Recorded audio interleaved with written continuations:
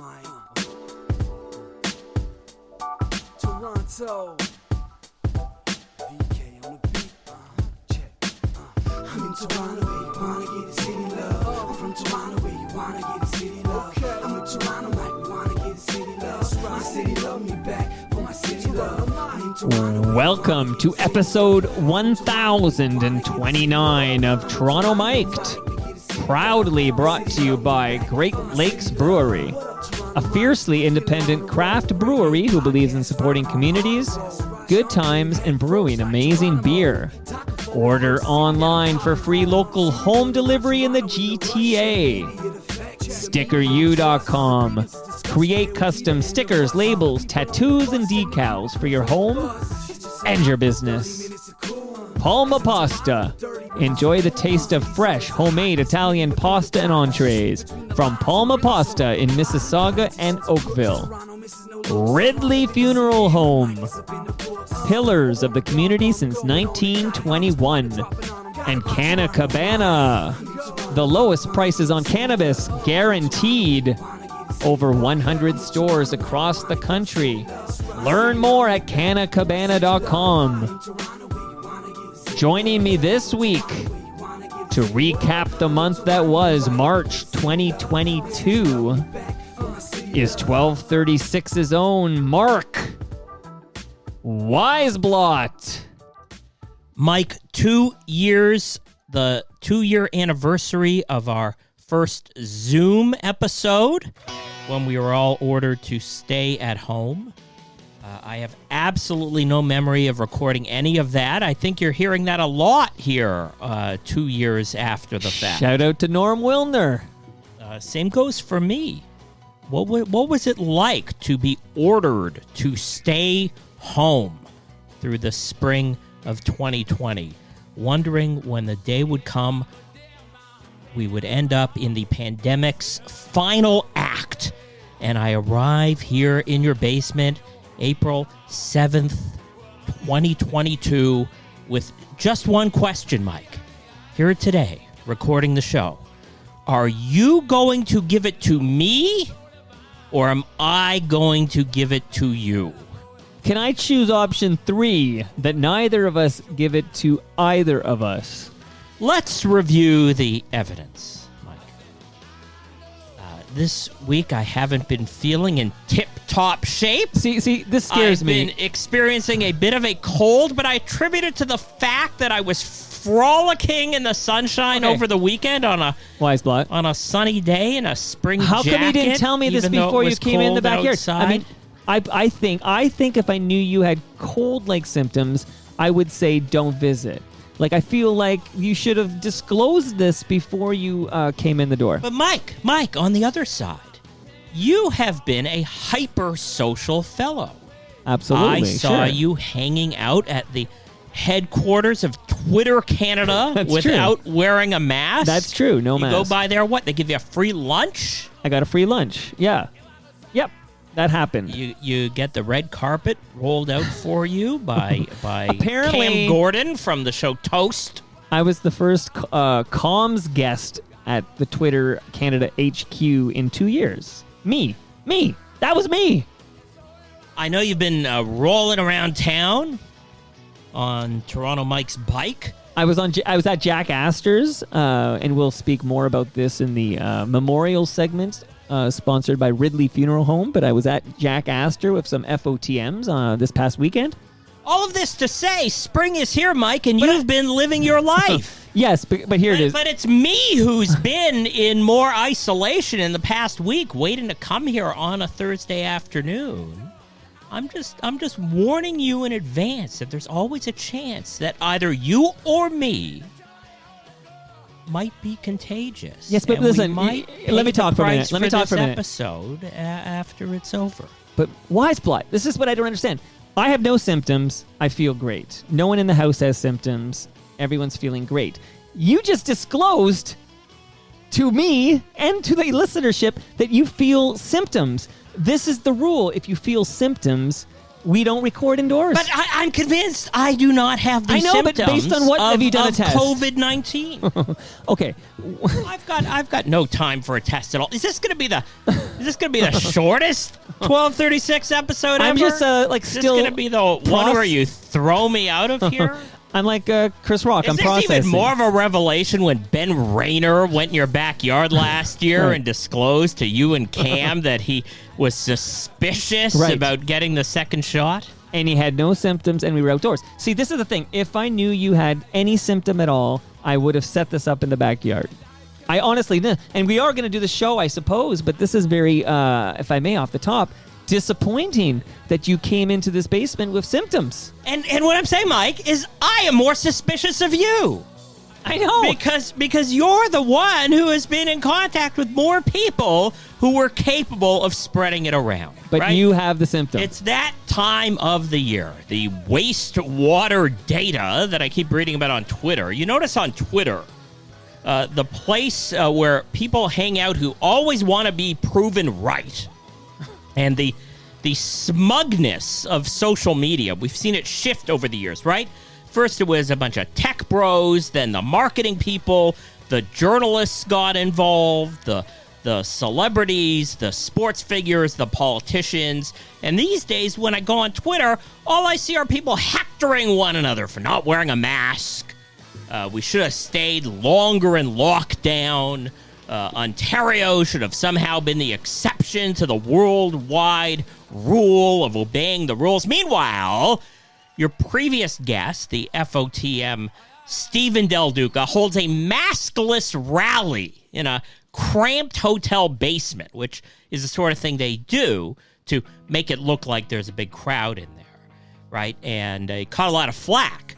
Did you notice that? Stephen Del Duca and the Ontario Liberal Party, here they were preaching about how you should wear a mask, and none of them took any precautions at this rally. And today, did not notice, April but 7th, Stephen Del Duca calling for a return to the mask mandate in certain settings under the circumstances. So this is where we are. And yeah, Mike, looking forward to possibly infecting you, all in the name of recapping the month that was, March 2022. You're going to feel so shitty if I get COVID and die, or I get COVID and someone in my home dies. You're going to feel terrible because this is recorded for all of eternity. And anyway, if I knew you were symptomatic, we would not be in the basement right now. Okay, The end. look, crank it up. Let's get to the point here, Mike. Fuck you and your mom and your sister and your job and your broke ass car and that shit you call art. Fuck you and your friends that I'll never see again.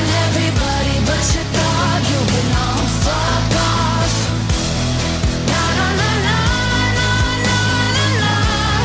A B C D E. Fuck you. Says you just needed space and so I gave it. When I have nothing. Yeah, song for all of my haters. Remember, I mentioned this one on the Fromage 2021 episode. Avril Lavigne was mounting a comeback, which I don't know if it's been entirely unsuccessful, but Avril Lavigne is not 17 anymore, and this is singer Gail. The song A, B, C, D, E, F, U. You're into this? Hearing this? No, I'm digging it. It sounds Cranking good. it up on TikTok? Sounds good. Fuck you and your mom and your sister and your job and your Craigslist couch and the way your voice sounds. Fuck you and your friends that I'll never see again. Everybody but your dog, you can all fuck off. So, hater talk. Where do you even begin? I have some contributions here as well, but do you want to start with Rob Farina? Okay, well, maybe you should cue this up by explaining who Rob Farina is and how he ended up on Toronto Mike. Might not be a name that everybody knows. Rob Farina listened to the Mike Cooper episode of Toronto Mike, and he wrote me a nice email about how much he dug it and how much he enjoys the podcast. And then I asked him, hey, why don't you come on? Rob Farina is a, what did I call him?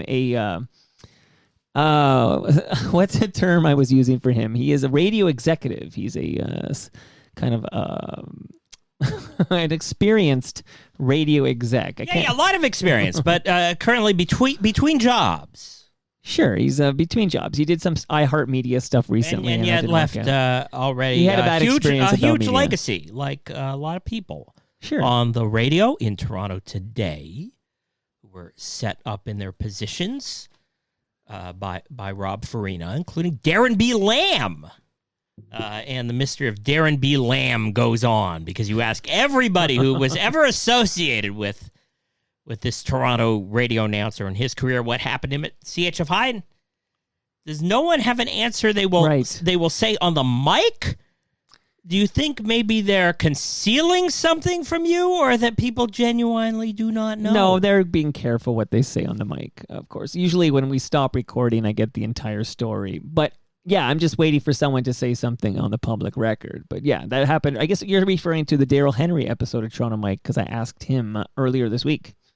Yeah, Daryl Henry and Gord Rennie, and Tish Eiston, Mike Cooper. I notice Rogers being very friendly with Toronto Mike, letting these people from CHFI come on the podcast. I don't believe I don't believe these people recently have asked permission. But yeah, better to ask forgiveness after the fact. So Rob Farina, architect of a lot of the radio that we've heard, talked about here on the Toronto Mike show. I have a history with him, and it dates back now, can you believe it, 30 years on what was, in my mind, my first real professional journalism assignment. This was with iWeekly. I just given up on this idea that I would get a Ryerson journalism degree, kind of dropped out of the school. There it was, springtime. I had an opportunity to pursue pretty much whatever I wanted in the pages of this Torstar alt-weekly publication, iWeekly. And what would I do with this opportunity? I wanted to emulate the kinds of articles that I grew up reading, wanting to do the Toronto version of stuff that I would read in Spin Magazine, Cream, Musician, essentially the kind of stuff we talk about here on the podcast now. But 30 years ago, the medium that was available was the printed word, essentially to go behind the scenes, find out how the sausage gets made, what keeps the music industry ticking. I grew up with an obsession with top 40 radio, how the machinations of the whole thing worked with the music industry. Why not seize the moment and contact the one record company promotion person who I had heard of, a guy named Ivor Hamilton, see if I could shadow him on the job for a day as he made the rounds promoting some records. Now, my primary motivation here was essentially, I just wanted to meet these people. I wanted to learn what they were doing for a living. And because I was outside the box, being some kind of media co-op student, those opportunities didn't seem to be around anyhow, that I could leverage this idea that I was a writer with a platform, an opportunity to be printed, and just ride around for a day with a guy like Ivor. Mike, you, if anyone, could understand the appeal of this. Yeah, absolutely. It's not like I had a podcast on which I could host somebody like him. I'd grown up listening to him on CFNY, knew he went into the record promotion business. My primary interest was just in meeting the man.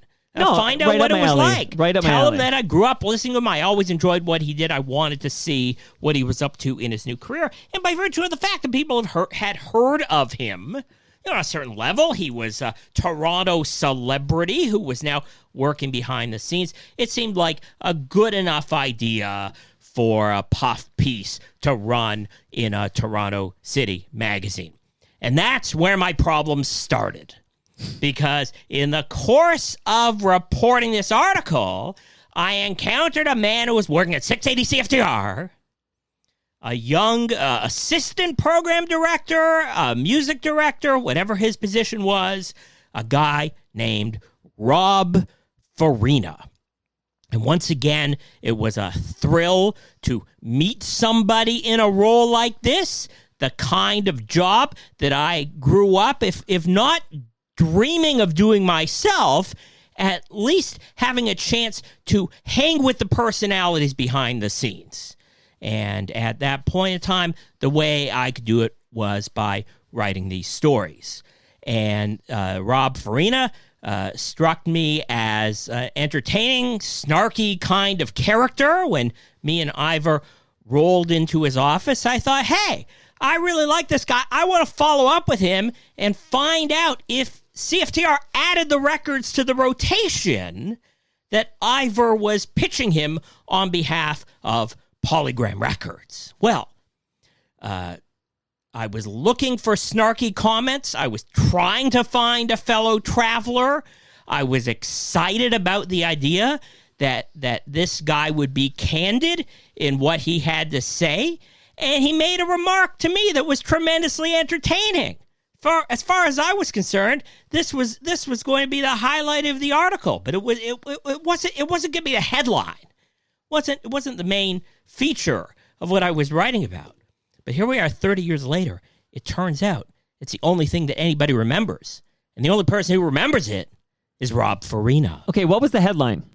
Oh, well, the headline was, I don't know. Well, it this was is Rob's it was bone of about contention. Ivor Hamilton. That's the thing. Do you have the clip? Did you pull the No, clip? I didn't pull a clip. But Rob... He made it sound on the podcast like writing about him was the main purpose of the story, right? But you took a quote from him. I took a quote. It's in the middle of the So article. I guess all I'm curious it meant about... nothing to anybody at all. So what I was wondering, I was trying... Yeah. Look, Mike, Yeah. you already blew it. I was setting it up for the idea that you had a clip. Oh, I had no idea. I was going to lay into you. Well, I'm... Worse than you were laying into me for possibly infecting you with the coronavirus. Yes, because when there, Rob Farina's kind of saying that way back when I brought him to the brink of ending his career because I prominently featured his comments in an article. His comment was something about Canadian content. When it comes to adding Canadian content on this radio station, we play whatever makes us gag the least. I thought that was hilarious. Great stuff. Print it. Put in the story. This is Okay, this my is how only he feels question, look, there. I gotta cut to the guy chase is here. picking the music on CFTR, and so 30 years later, he's on the show with you, and he's making it sound like this was like the main draw of the story. That this was like some scandalous centerpiece. Okay, but I have to ask the big what I was question. writing, what I was talking about. It wasn't at all. It was just a little aside. But Okay. for some reason, somebody noticed it, and they went after him, right? And they said, Rob, how dare you say that about the fine Canadian records that we're programming on this Rogers radio station? How dare you disparage the songs that we're playing? What are you talking about? If you were listening to AM Top 40 radio in the early 90s in Canada, this was when Alanis... I know. one name Alanis but Mark. was the biggest star on the radio. The product, what they were playing was completely mediocre, and I'm sorry that I hurt Rob's feelings. 30 years later, All I care about... he's using your podcast to lay into me about ruining his career. Nothing of the sort. All I ever care about is occurred. this. When Rob says you misquoted him in the piece... So, Well, I didn't misquote him, but That's all I care if he about. wants to say that it's okay. but no, He can just... say he's misquoted all he wants, but then my problem with you, Mike, is then you're like agreeing with him. You're like rolling along. how with do him. I Hey, know? that wasn't cool. No, you got to take my side. I can't take your side till I find out from you that he's making this how up. am I? Well, it's not that he's making it up. Okay, but... He's portraying a situation like somebody was out to get him, when in all actuality, it was me trying to flatter somebody who I was impressed with the idea that this was a character who was willing to cause chaos, who was willing to say something like that to somebody who called him asking for a quote in an article. So of course he had to do all kinds of damage control. Oh, I said this other thing. The way that he phrased it in detail, what he actually said at the time. It's Mike. It is 30 years later. I know. It's amazing Okay, so that before this we move thing is on- burned in his brain. So I have come here to dispute the account Okay. The account of my incorrect reporting at the time. I didn't write anything wrong. I wrote what the guy said to me. And it's not like I was to get him. It's not like I really cared. I thought it was a rare bit of candor from me who wanted to learn what it was like programming these radio stations from within. I was tremendously entertained by what Rob Farina had to say. Okay. And I'm sorry that it made it to print. People got mad at him and dragged him into a corner office and made him get on his knees and beg to keep his job, and he proceeded to have a spectacular career in the Canadian radio business, and at one point even made it to doing some work in L.A. I was very happy to hear him on Toronto Mike. And it's not like we were mortal enemies. I subsequently befriended the guy. I hung out with him on multiple occasions. Get this, Mike. He invited me to lunch to talk about writing a book about the history of Chum FM. Would you do that to somebody who you accused of ruining your life? Okay, before I move on, quoting you because I have in a note, an article in the newspaper. I have a note regarding the Rob Farina episode myself. Oh boy. But I just want to just find just the last sentence before we move on from this. So Rob's bone of contention, he said, is that you misquoted him in this quote, and he was trying to say the opposite. But you're telling me he's lying about that. Because you can't both be right on this one. Like, he says you misquoted him. You said you didn't misquote him. My recollection is that I did not misquote him at all. Okay. But he remembers it as being some kind of exercise in bad faith, when it was in fact me trying to edify a fellow character, the sort of person I was excited to meet and happy to hear as someone who is actually listening to the radio, as I do to this day, keeping track of the hit records on CFTR. And yeah, the CanCon couldn't have been any more mediocre than it was. I thought he made a wonderful point. Okay, now I do want to just pass on a note from Rick Hodge. FOTM Rick Hodge heard the Rob Farina episode of Toronto Mike and was rather upset. He wrote me a passionate email because in Rick's opinion, and I think Rick is right, Rob made it sound like Rick was not particularly liked by Roger Ashby and Marilyn Dennis, and Rick Hodge rightfully was offended by this because he said he got along great with both of them and they all got along and they all liked each other. So any kind of thought that perhaps Roger and Marilyn didn't like Rick is false, and I just wanted to make sure FOTMs listening to us right now know that that's the way it was, as per Rick Hodge. And there you go, Rob Farina. How you like me now? The tables have turned. Okay. 30 years later, it's you being accused of wrongfully characterizing somebody else's feelings. Before we get to current radio, is there anyone else, any other hater talk? Anyone else you David Cooper, who you had on the show in early 2022, the man who was brought in to replace Jim Richards, and we'll talk a little more about the shuffling over there at News Talk 1010 CFRB. I'd like to announce here that while I initially endorsed David Cooper as a subversive overnight radio host, however many months later, I'd like to say that I am completely annoyed by his act. Oh. I cannot tolerate listening to him anymore. Wow. Because I wonder, why is this heritage Canadian radio station having an on-air host, a live overnight show broadcasting from a Manhattan condo? Well, let's address this now. Let's recognize the fact that the person who's on the air should be in touch with the streets, right? Like, what's the point of this view from nowhere that's coming from David Cooper? Well, and I laid into him for his privilege, something that came out from Googling information about him and his background based on names that he was dropping on the air.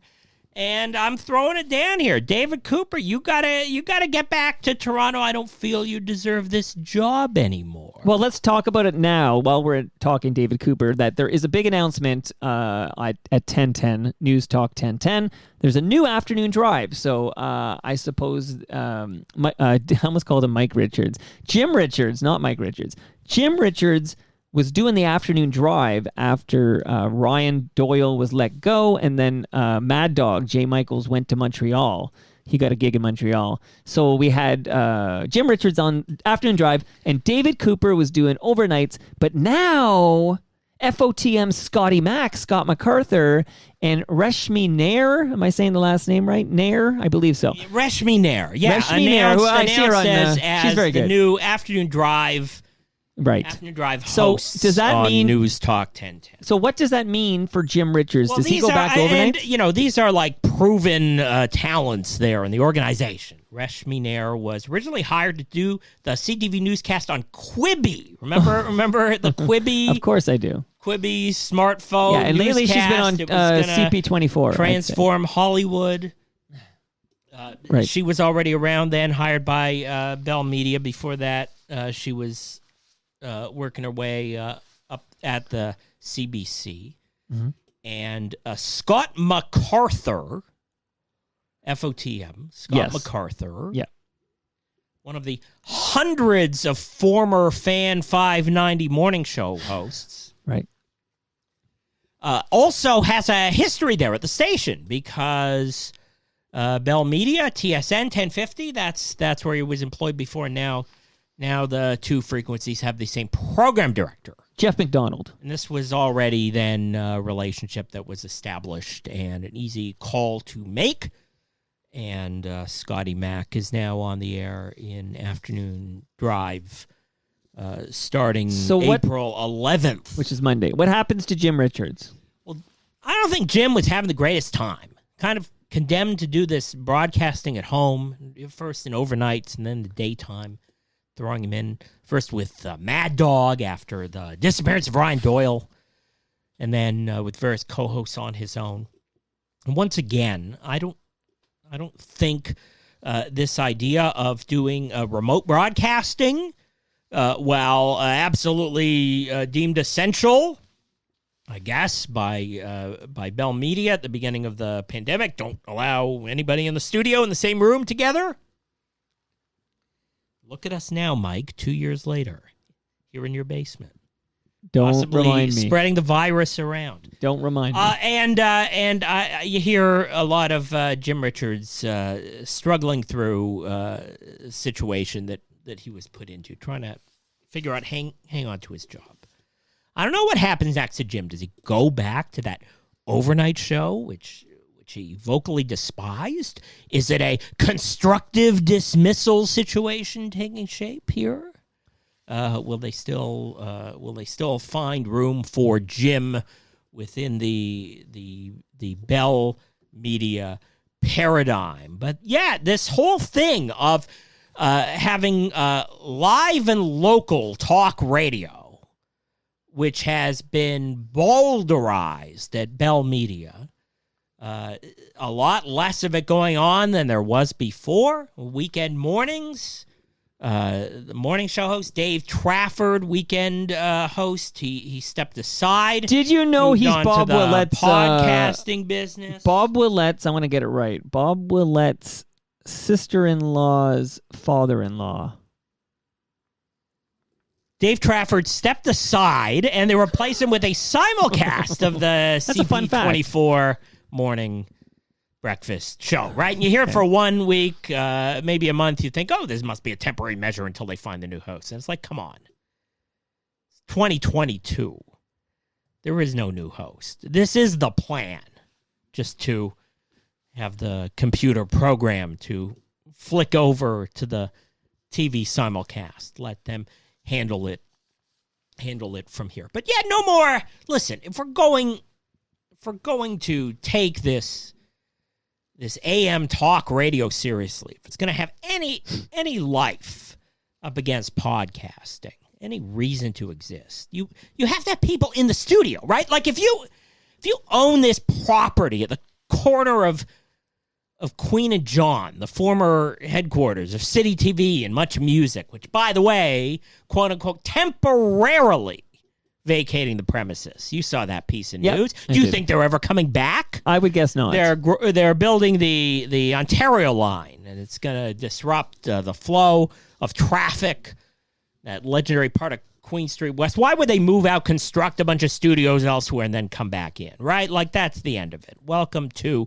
the era of condominiums at 299 Queen Street West. Let's buy one. Very, very nice building to live in. I think that would be the future home of TMDS. How symbolic would that be? At the very maybe least, I'll share some space with Retro Ontario. Zoomer Media would be thrilled to move back in, get the Speaker's Corner back up, rebrand the Live Eye truck coming out of the building. How disingenuous was that, right? They have a City Pulse truck, and they put the CP24 logo on it, right? Even though the vintage of the truck predates the existence of the thing that it's supposed to represent. But that's corporate media. So if you're going to set all this up, before you open that beer, the point is, why are you not using those facilities, right? Like, we can do this podcast in your basement. If there's any upper hand for what this telecom-owned corporate media is doing, it's to do something beyond what we can do down here. And we've just gone through a 2-year period where so much of this commercial talk radio has been inferior to what we can produce this way. I don't know if there's any turning back. Right? That's become a recurring discussion, especially with you and Hebsy talking about the future of sports talk radio. Is there any way for that product to compete? And I would have to say, I don't want to hear Jim Richards broadcasting from his house in Leslieville. We don't need David Cooper from an undisclosed luxury high-rise in New York City. Get these people back to where they belong, or don't bother at all. And on that note, Mike, I will let you open your Great Lakes beer. I need this beer. Thank you, Great Lakes, for sending it over. I'm opening a Burst IPA.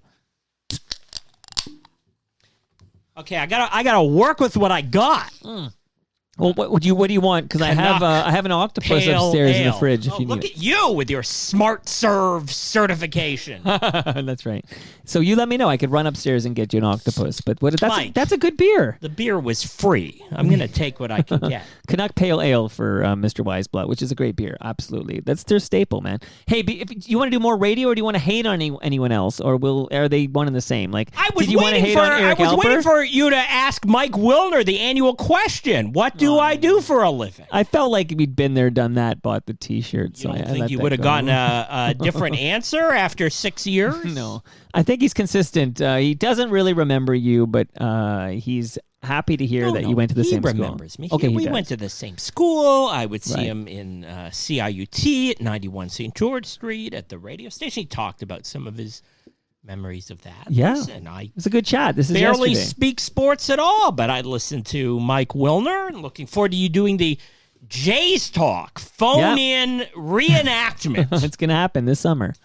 Someday in the backyard. Mike Wilner would not come in the basement with you. No, he won't go in the basement with anyone. Like, it's not a Mike thing. It's he doesn't do that right now.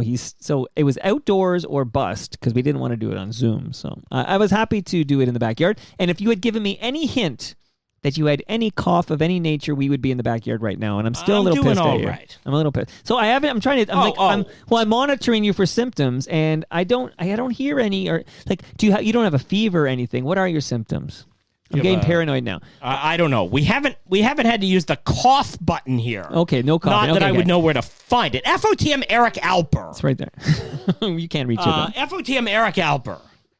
Who has been a resource for some of your most memorable guest bookings. Sass Jordan, Gino Vanelli, and Molly Johnson. All three of those, which were three of my favorites. They all came through Eric. Any washed up CanCon superstar. Hey, Colin James isn't washed up. Needs a first-rate publicist to keep their vanity alive Oh, and Andy Kim. have them show up on all the A-lister shows. Like Andy Toronto Kim is a Mike. big Eric Alper Eric guy. Alper is your man. I'm not saying the man is bad at his I job. like him. But thanks to Toronto Mike deigning to answer one of Eric Alper's questions. I can't remember which one it was. Oh, did I? I rarely bite on those, but I might have bit on one. Do you remember what it is? You could find this. You might have to Remind me. do a little search yourself. For sure. So it's You know how to search Twitter mentions. Yes, I do. You know Cam Gordon of Twitter Canada.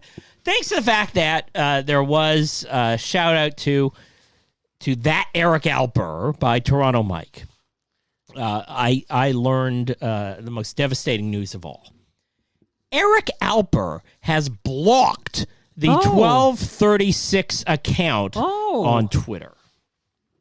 Did you say something rude to him? What have I done to deserve this?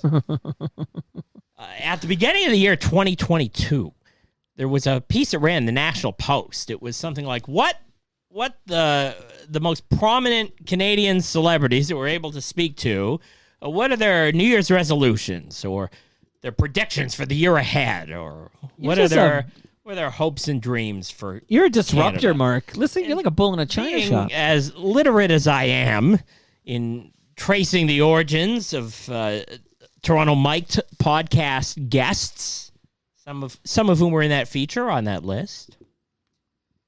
The fact that Hannah Alper, Eric's daughter, was also featured in there. Right, I remember this now. I do remember this. Within a matter of seconds, I made a quick calculation.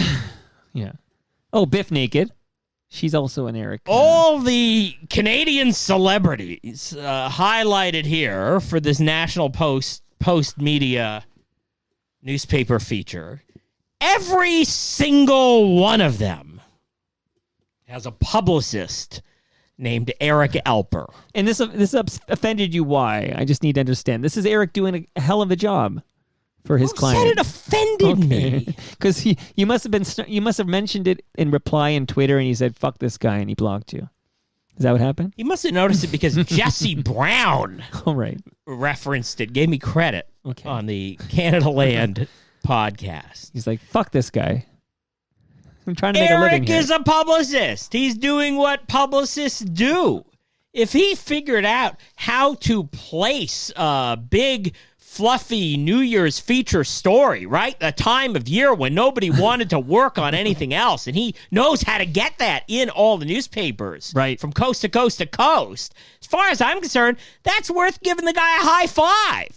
But there's also nothing wrong with pointing it out when you're able to pay attention, when you know what he's up to. And that's my suspicion of how I got blocked on Twitter by that Eric Alper. It's either that or a bunch of other moments of merciless mockery over the years. But yeah, I think that's what did me in. Sorry, Eric. Take it up with him when he's next here on the show. Okay. Sha-la-la-la-la-la, my lady, in the sun with your hair undone. Can you hear me now, calling your name from across the bay? A summer's day, laughing and hiding, chasing love out on Thunder Island.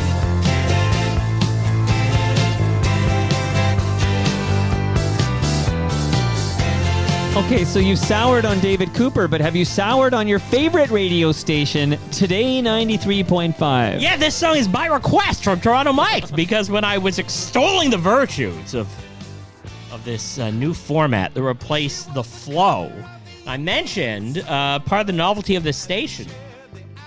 It's the first Toronto radio outlet I ever heard that plays both guys named Jay Ferguson. Still, I thought that was like an introductory format that's kind of one going from Thunder Island. And you said you didn't remember Thunder Island. No. Is this ring a bell? No, nothing. No, okay. This was the original. No, nothing. Hippie. I'll yacht stick with rock my FOTM Jay Ferguson. Thank you very Jay much. Ferguson. Yeah, I was wondering out loud, is this format here to stay? Will the station sound this chaotic in the long haul? I certainly had my doubts, but it was why I was raving with enthusiasm about how, as far as corporate commercial radio in Toronto was concerned, Today Radio was might have been the greatest I'd ever heard. At least as far as music programming was concerned. Wow. In this 21st century. And then, it's made for you. Well, look, it was only a matter of weeks before the stunting started to fade away and a more conventional programming playlist started to appear. Now, it's still not bad. I would say on a scale, it's more eclectic than CHFI, Chum FM, Energy 95.3, the chorus station, the one that seems pretty hopeless. If I may, Mr. Weisblott, eclectic is code for ratings poison. Yeah, you've learned from the best, huh? Rob Farina, who also said this station was going nowhere. But this is Stingray Radio, and you're more likely to have multiple stations in the market doing a variation on the same thing, right? They're all going for that same piece of the pie, and it's incumbent upon them to sound as much alike as possible while at the same time being different enough from one another that they manage to steal some of the listeners You're not away. stealing anyone from Chum FM with this jam, with all due respect to the other Jay Ferguson. They gave up on Jay Ferguson's Thunder Island. What replaced it is a lot more conventional than before. And you know it as soon as they start playing Sophie Simmons, the daughter of Gene Simmons and Shannon Tweed with their CanCon songs. That's about as generic as it gets. You want to talk about Canadian content that makes you gag. And yet the right people seem to have been paid off for that one because it's rising on the Canadian radio charts. And look, I mean, there's still this idea of throwing in some country and some hip-hop and some retro and alternative rock songs. But increasingly, this Today 93.5 is sounding like a conventional adult hits radio station. And with this idea of doing social radio, that's what they call it. Like, have you heard that term? That's technically the word. Social radio, a way of integrating people's opinions, having these callers appear on the air in between the songs, extremely edited. These are not spontaneous talk radio calls, right? You're not going to hear anything that reminds you of the movie from Eric Bogosian and Oliver Stone. I mean, every call that makes it to the air has been heavily screened, if these are even real callers at all. I think for the most part, they're just using ringers, like different actors who are contributing these calls and making them from talk about the view from nowhere. They're commenting on topics where it's not specific to Toronto, and it's not specific to Canada. It's not specific to anything at all. And Stingray Radio rolling out this format across the country with more cookie cutter hosts, more of these generic personalities. Katie and Ed, you can hear them in Toronto evenings on Today Radio. Mike, you're just drawing a blank. No, I'm watching the live stream. Katie and Ed. No, I don't know Katie and Ed. I don't know them, but you'll tell me. But on live.torontomike.com, we're live right now, and Basement Dweller has shown up. So hello to Basement Dweller. And he says that 1236 is the only one mourning the loss of today's launching format. Won't get fooled again by these Johnny-come-lately radio stations. Okay, well, yeah. Thanks, Avery. Hey, Katie and Ed. You just doxed the man. He'll be all right. Katie and Ed do mornings in Calgary, in Vancouver. Are we still talking Today Radio? They're on in evenings in Toronto. Are you on their payroll? No, there's nothing here. Are you doing PR for them? I gave up on the station. Can't be bothered anymore. So, but at the same time, shortly after the Today Radio launches, Another Toronto frequency ended up tweaking its format just enough that I wonder if they were inspired about going for a piece of that very same pie. And that station turned out to be Indie 88, which has now started adding more of these top 40 pop songs and has more in common with a hit radio station than it ever did before. You can cuddle with me all night. Give me one, love me long, be my sunlight. Tell me lies, we can argue, we can fight. Yeah, we did it before, but we'll do it tonight. Yeah, that fro black boy with the gold teeth. The dark skin looking at me like you know me. I wonder if you got the G or the B. Let me find out and see you coming over to me. Yeah. These days are way too lonely. I'm missing out, I know. These days are way too long, and I'm not forgiving, love away, but I want someone to love me. I need someone who needs me. 'Cause it don't feel right when it's late at night and it's just me and my dreams. So I want someone Well, before we get back to your indie analysis, which I'm very interested in, I want to say happy birthday to my youngest son, Jarvis, who turns 8 on Saturday. And I'm thinking of Jarvis right now because Jarvis is a big Lil Nas X fan. Hey, kid's got good taste, and he's not that much younger than Lil Nas X. So wait, you're telling me Indie's playing this? Because I haven't tuned into Indie in a very long time, but I didn't realize they had gone this Lil Nas X song.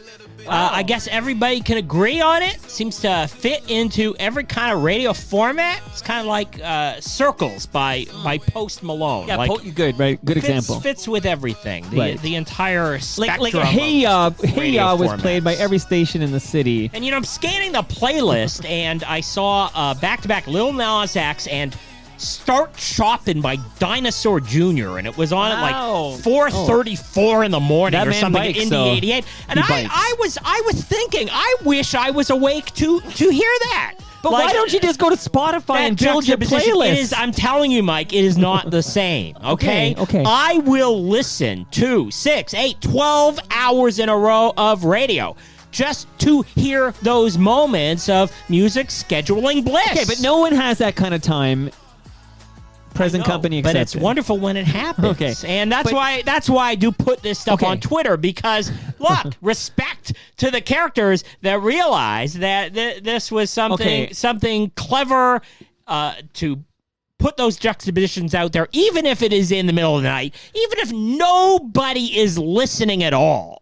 Right? I want these radio programmers to know that I am paying attention. So it's definitely a whole bunch of these top 40 radio songs creeping onto Indie 88, but it's all about the contrast, right? So you'll have a song like Gale, A B C D E F U, and then a punk song by Pop, the Toronto band, Pop the band. Pop, of course, Pop the band. So it's this whole idea of putting all this music in the same pool and trying to widen the audience for Indie 88. And we'll see how it goes. I mean, to me, it's better than what they're doing over at CFNY. What was your question, Mike? My question is, okay, so famously in the the Toronto Mike circles, Brent from Brent Radio there, Brent from Indie 88 was scheduled to kick out the jams on Toronto Mike. And I loaded up his 10 jams, and he was coming over, and then he said, I have to do this shift. I can't come over.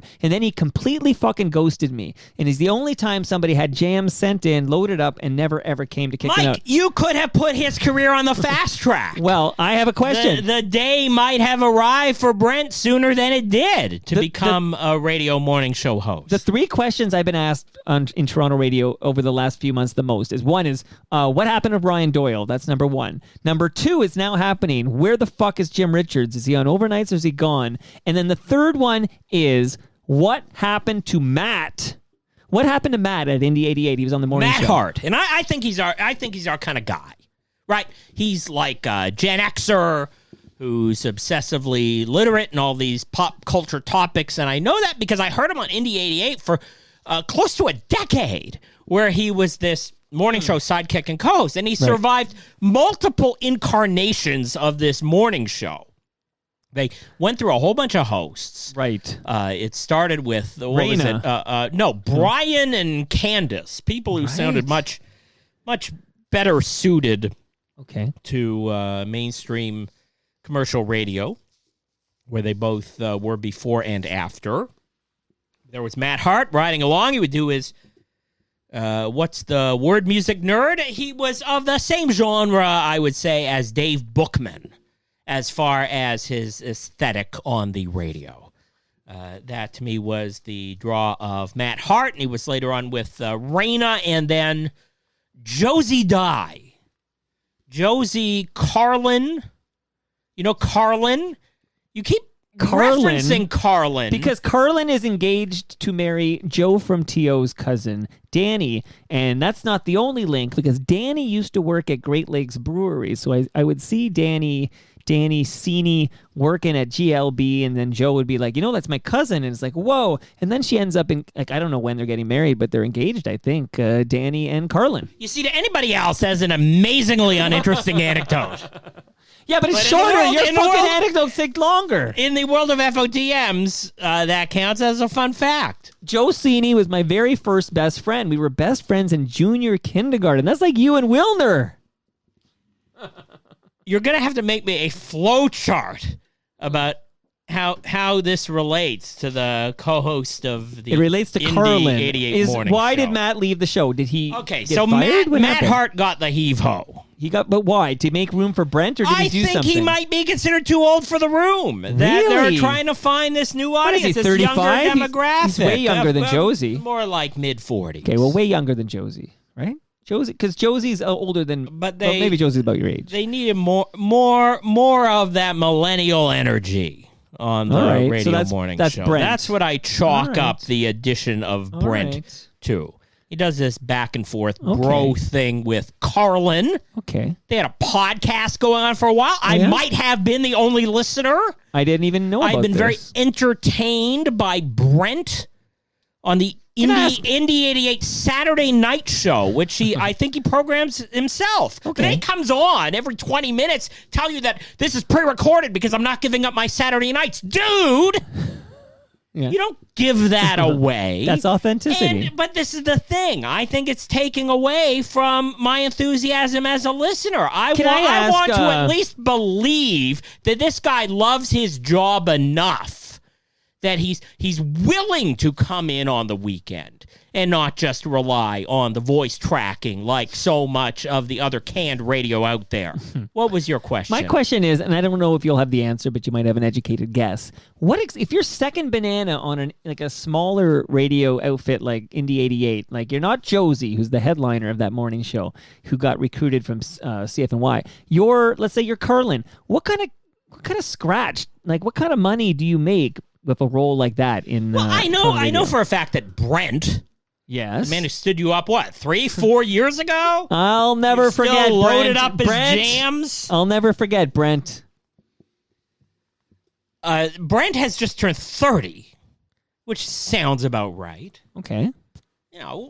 We're rapidly, Is that also his income? rapidly aging Gen Xers here, but we do remember if you heard that somebody was 30 years old on the local alternative rock radio station, you would think by now they should retire. Ivor Hamilton of CFNY was barely past 30 when he traded that in to get into the record industry. Okay.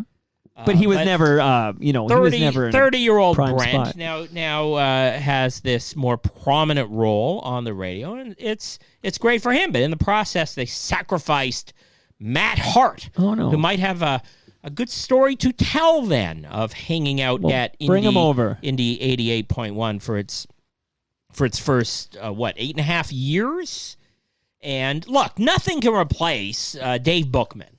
When Bookie was doing that midday show, I thought he was in the zone.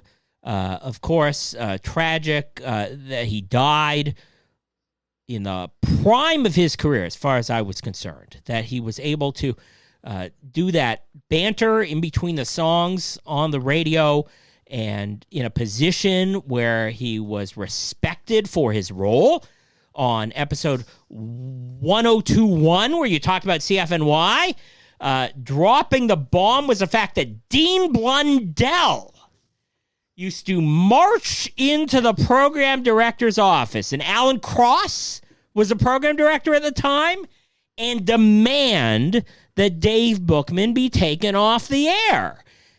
Blundell thought Bookie was cramping his style. He thought Bookie sucked, is how I heard it from Alan. And shedding listeners that would not stick around to hear Blundell in the next morning. And I think Blundell's disparagement of Bookie ultimately had an effect. Might not have been Alan Cross's decision, but you do recall, because it played out on TorontoMike.com, when Bookie was demoted for a guy named Fearless Fred. How could I forget? They put Bookie back on at night, no longer in the afternoon drive show.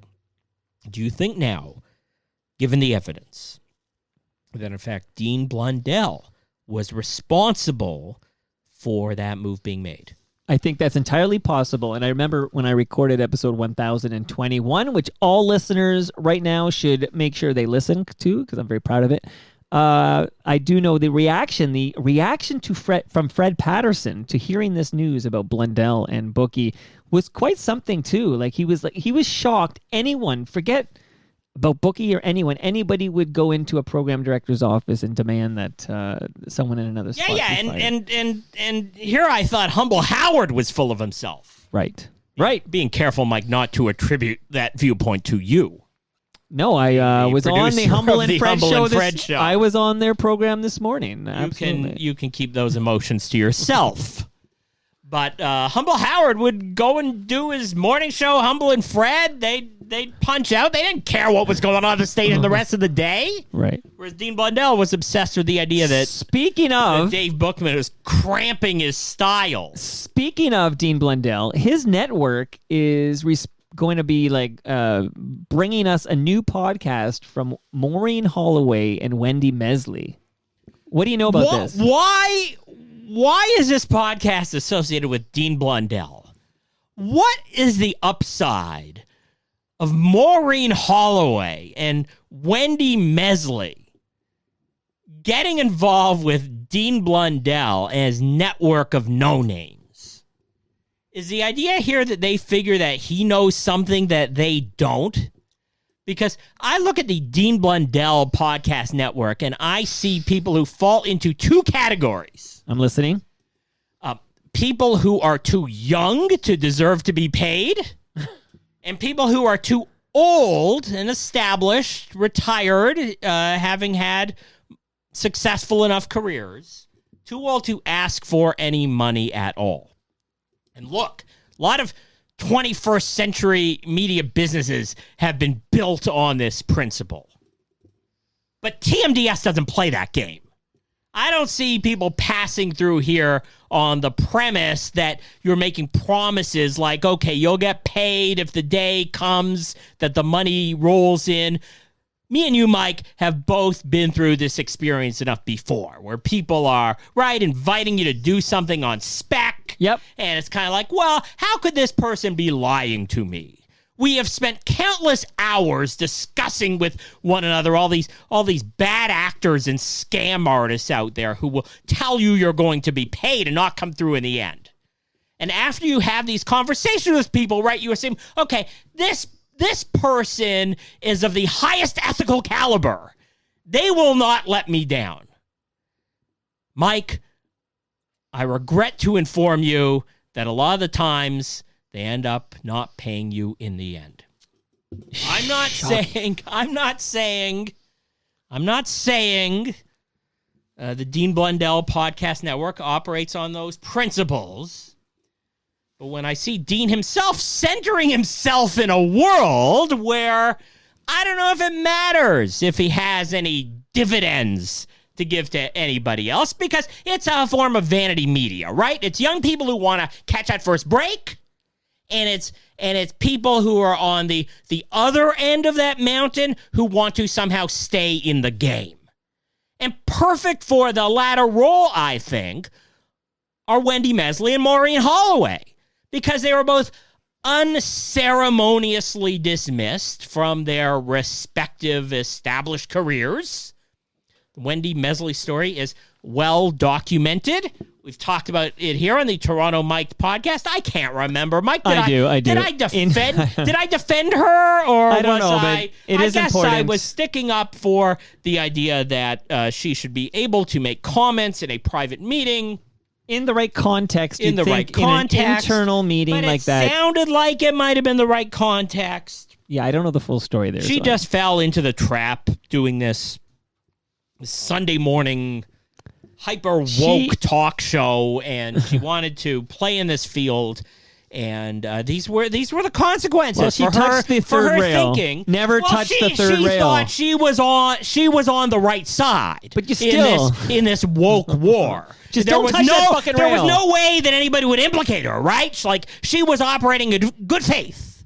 Nobody would see her as the old, now out of touch white woman. Well, guess what? At the end of the day, that's what they did. I mean, they ran reports on the CBC itself. The ombudsman came out and issued a report saying, like, this was totally unfair. What are you, like, dragging Wendy Mesley on her own national newscast that she built with her bare hands? Wendy Mesley and Maureen Holloway, podcast called Women of Ill Repute. I've got questions about that. You know, I was that kind of name. jazzed for it until I learned where it was, and then I lost all interest. But Maureen Holloway was on this other old radio guy podcast, Terry and Ted from Montreal. Terry DeMonte. I want to shout out Ted Bird. Darren Shanahan and David Drolet, a couple of our Quebec listeners who are big fans of them. And while they were doing their old-timer radio banter, Maureen Holloway said on that podcast, she signed a piece of paper that said, as part of her exit package with Rogers, she's not allowed to disparage the company. Although subsequently on this Terry and Ted podcast, I wonder if a lawyer would think that she did. Because she was talking about being tapped on the shoulder. One of your favorite terms. Yes. Still trying Thank you, Christine Bentley. I'm that still came trying from to discern whether this, because sometimes it's a positive insinuation. I only think of it in the Christine Bentley context. Time's up. No. You have referred to tapped on the shoulder also as a way of being called up to the big leagues. Okay, maybe it's just I don't know. Definitely have. I'm all over the place. How many hours of this podcasting, Mike, are you doing This is a week? episode You 1029. can't be responsible for everything you say. And she referenced on there then being replaced by Pooja and Gurdeep. Yeah. With what we've calculated here as an extremely canned approach to radio programming. I would not put that high on the authenticity scale. As a result, pretty much impossible for me, a seasoned radio listener, to put up with for more than a few seconds at a time. I haven't but sampled it yet. I'm not the target audience out there. No. And that's where the Today Radio format trying to slip in, because CHFI is still all about the Eric Carmen, Hungry Eyes, Dirty Dancing soundtrack. Still a mainstay on there. And she did reference the fact that she recognized that she was too pale.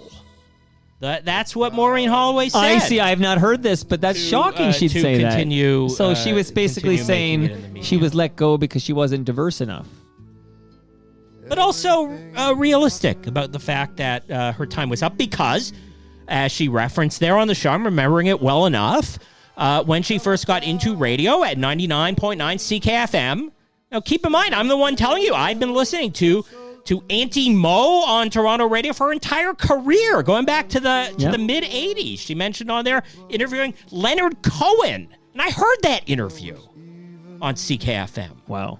I like her, but she's been here twice. That's how far back I me actually, and Mo go. for the record, I really like, as I let Frank take But us home here. she's not going to give you the real talk. No, that's okay. I know this. At least not explicitly so. I know Although this. she opened up a can of worms or two on this interview with Terry and Ted, and including the fact that she recognized when she started there were not a lot of women in radio, and times change, demographic shift. It can happen to you.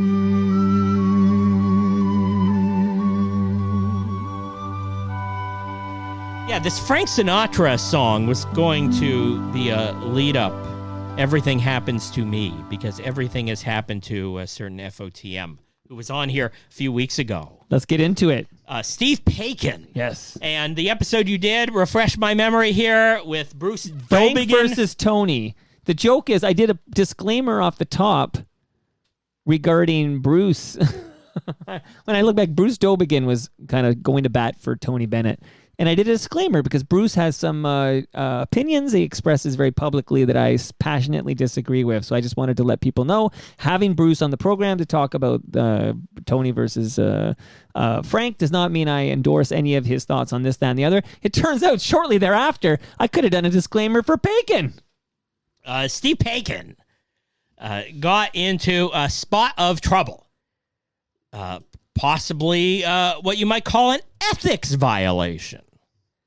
Although he wasn't implicated, and he continues to do a fine job at TV Ontario, making what was a Sunshine List. That makes a lot of money. Comes out every spring. I think $360 his salary at this point in time on the Sunshine List. Good for him. Research the Ontario salary disclosure. You can see how his salary has ticked up over the 25 years of this information being available, and you can compare and contrast how much Steve Paikin makes with his co-host, his understudy, Nam FOTM, Kianukwa. And did I hear on the Toronto Mike podcast her commenting that measuring her publicly disclosed salary against Steve Paikin indicates that today here, 25 years later, she is in fact still making less money than Steve Paikin was once valued at TVO. Look, he's working for the Ontario Public Broadcaster. I realize this is not broadcasting controlled by the government, but Ontario revenues established the OECA. It was the GOAT, Bill Davis, who established this idea of having educational television for Ontario. And somehow, 50 years later, it is still around. And the flagship show is The Agenda with Steve Paikin. Well, Steve Paikin wrote a piece going to bat for Patrick Brown, the mayor of Brampton. Mayor Brown. You notice he wants to be known as Mayor Brown. And you know why? Why? Because if you Google Mayor Brown, you get better search results than if you Google Patrick. That's right. Okay. That makes sense. Lost his leadership of the Ontario PCs. He would have been premier, but somebody had it in for him. And whatever the circumstances were that got this story to CTV, which amounted to talking about how he was being a creepy dude with the young ladies. That was pretty much the gist of it. He didn't do anything criminal. It was just a portrayal of his personality. That was the Me Too trend of the time, still trickling into 2018. And Patrick Brown had to step down, no longer the provincial PC leader, and it was ultimately up to Doug Ford to beat Kathleen Wynne and land in office. And the gist of Steve Paikin's piece was Patrick Brown was done wrong by CTV.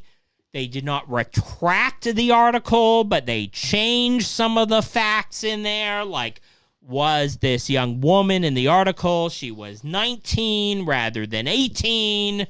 I don't know. When you're down the road, when these are elements that are showing up in a story about you, maybe your credibility to become the leader of the Conservative Party of Canada, run for Prime Minister, maybe there still should be questions around your character.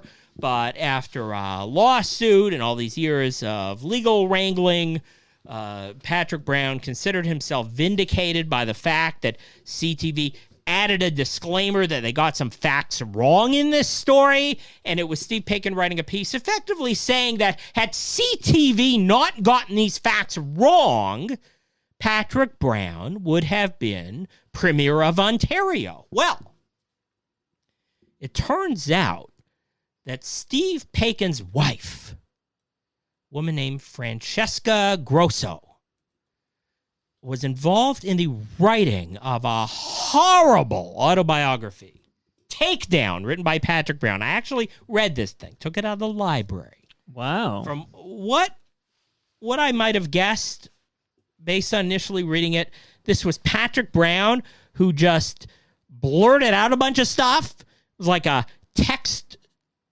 speech-to-text program. And maybe someone did a little bit of light editing on a bunch of rambling comments that he made. You know, they pressed send and printed up a bunch of copies of this book. And it was him stating a case about how he was framed and a whole conspiracy against him. I would never have imagined that this book would have had a ghostwriter. That ghostwriter turned out to be Steve Pakin's wife. Dun, dun, dun. Now, this fact had been disclosed in a prior lawsuit.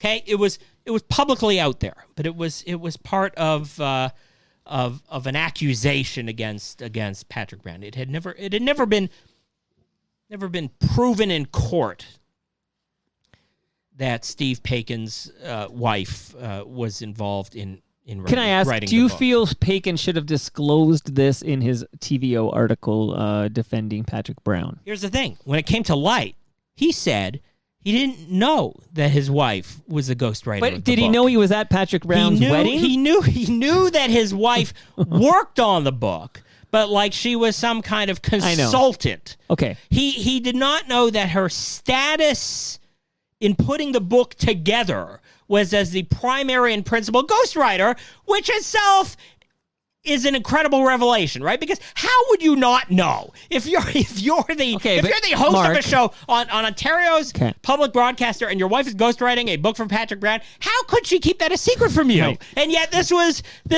what Steve Pakin was claiming. And look, I have no reason not to believe him. It's just a little bit weird. Okay, Mark, it's no secret what I think of Steve Pakin. What a tremendous FOTM. He was on episode 1000. He was just on again I'm many with times. you, but Mike, I love the guy. Mike, we love seeing the pratfalls of public figures, and this was Steve Pakin's time in the sun. And look, a few years ago, he was the target, he was the victim, he was the one being dragged. I remember with the sexual misconduct. I remember accusations. But Mark, which turned out to be so ridiculous. People have asked me what I think because I'm such a fan of Steve Pakin as a human being and as a broadcaster, and he's such a good FOTM. And my honest thoughts are, even if you accept that Steve did not know his wife's involvement with the Patrick Brown book, even if you accept that, you cannot accept, I think he needs to disclose he's at Patrick Brown's wedding. And I am of the opinion that attending Patrick Brown's wedding means you can't cover this man. That's too close for comfort. How do you not know to disclose it? He's not only disclosed it, that's a minimum, but perhaps you recuse yourself from covering Patrick Brown. You're at the man's wedding. Michael, this is amazing. You're coming down harder on your friend than me. And you do think I see it, in this Weisblott. case, knowing what he had been through and knowing that he had this relationship, even if he didn't know that his wife was the ghostwriter, that she was paid $50,000. I'm not sure I got that right. Whatever it was, she got a check for writing this book with Patrick Brown, a family friend. How did he not know she was ghostwriting the book? What do you think should happen to Steve Pakin? Does this diminish his credibility as an impartial He's got to start disclosing TVO shit. talk show host? You got to start disclosing. But part of the disclosing thing is, shit. he's been around for so long. He's got a cousin who's in trouble, a school trustee in Hamilton. I know. I read his the piece. The cousin's husband got kicked out of the Ontario NDP. He's got Steve's kids excuse, who are working in politics. Last thought, then we got to move on. His son Zach, who was trying to be a member of Parliament. Last thought, though. Got conflicts of interest all over the place. FOTM Steve Pakin's excuse for not disclosing this relationship with Patrick Brown is that he has so many conflicts of interest he can't keep track of them all. So my advice to FOTM Steve Pakin is start fucking disclosing all of them. Thank you.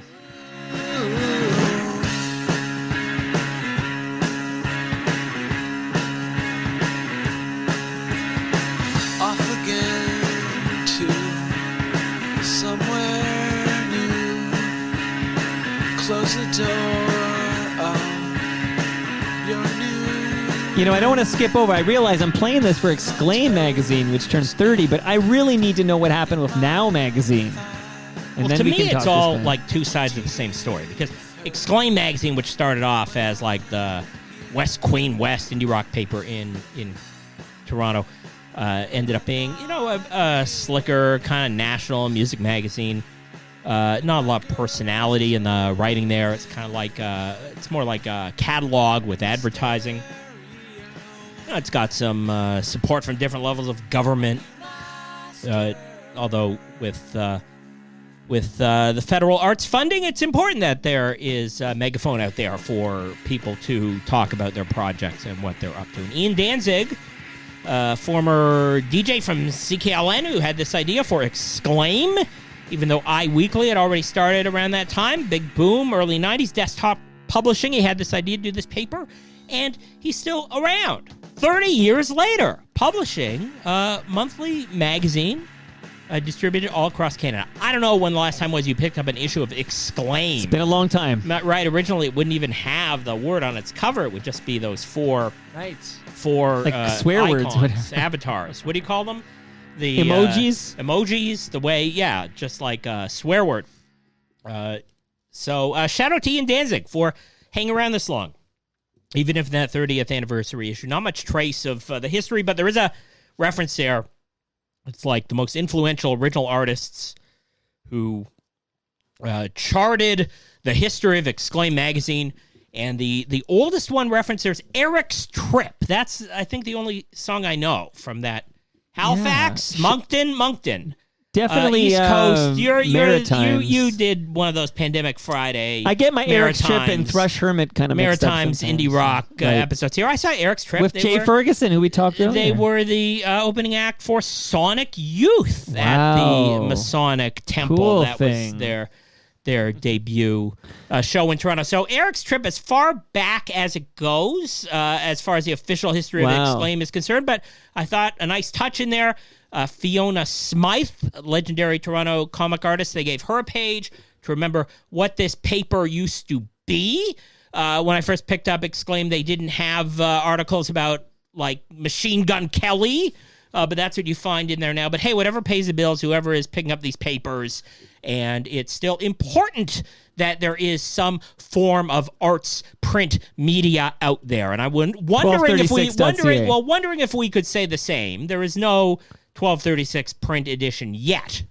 The symbolism of having Save your money. Just keep it digital. an alternative weekly on the streets of every major market, even though this genre of paper has pretty much disappeared in the USA, is still something that I support. You know, I believe symbolically it's a significant thing that you're in a metropolis with a vibrant enough scene that a paper can hit the streets every once in a while to capture the zeitgeist and telling you what's going on. No matter how many digital alternatives there might be, there's still something about having that paper out there. But the business cannot run on sentimentality alone.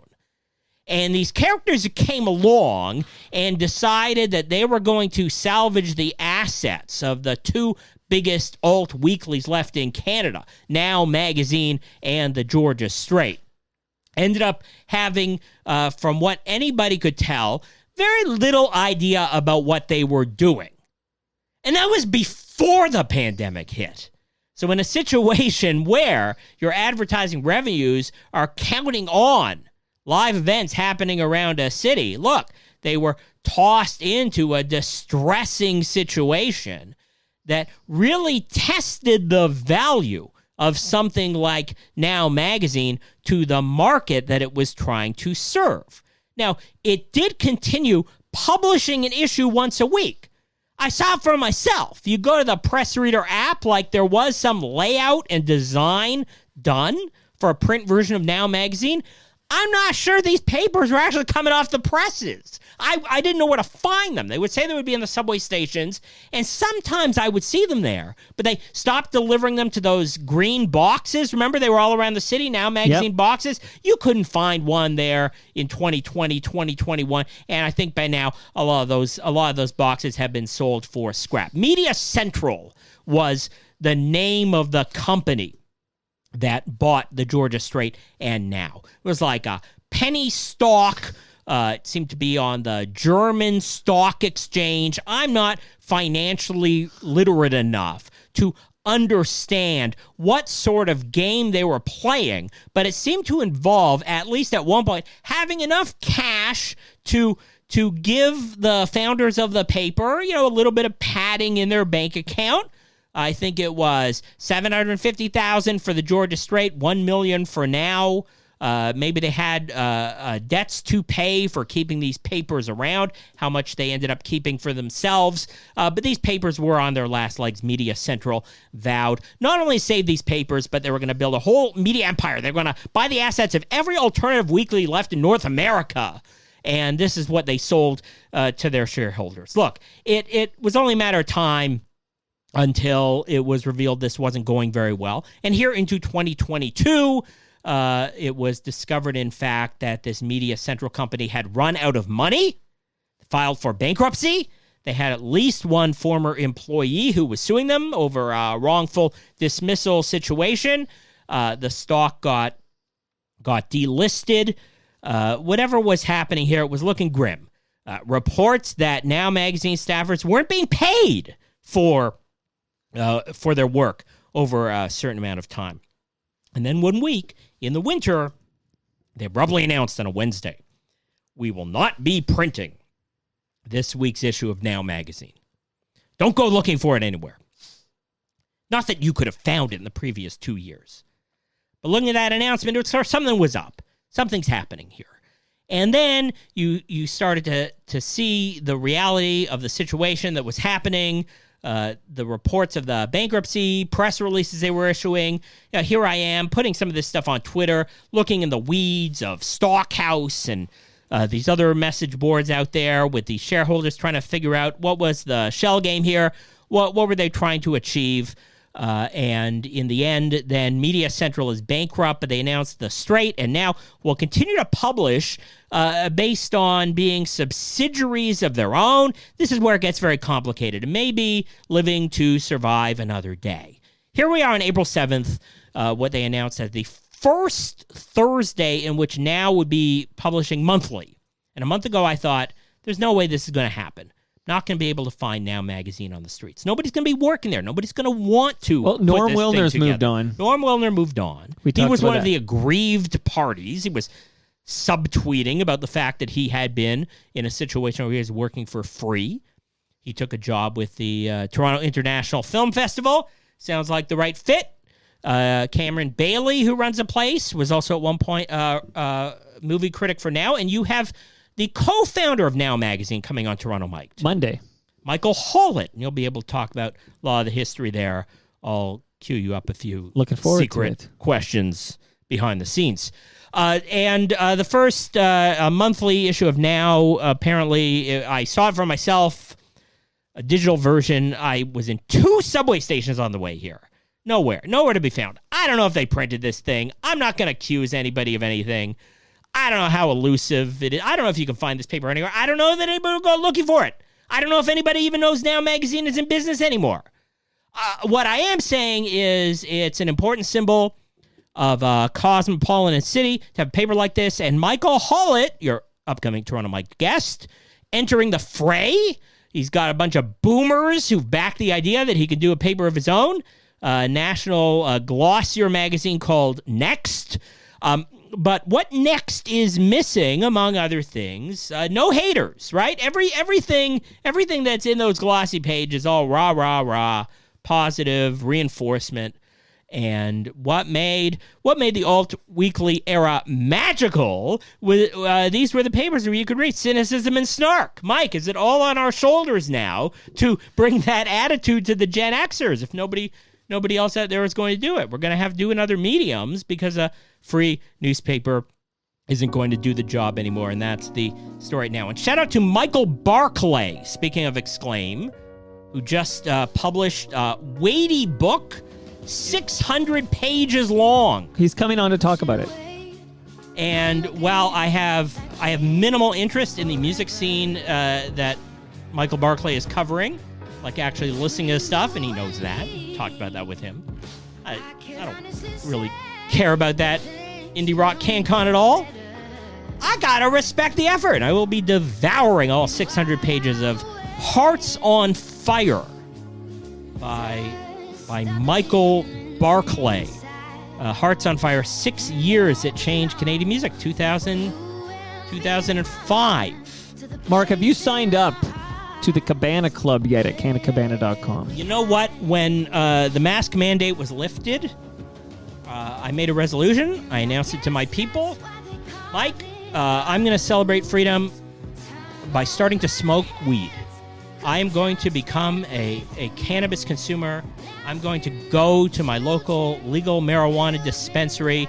I'm going to be You're going to go to Canna Cabana. I'm going to be educated on this product that is completely elusive to me.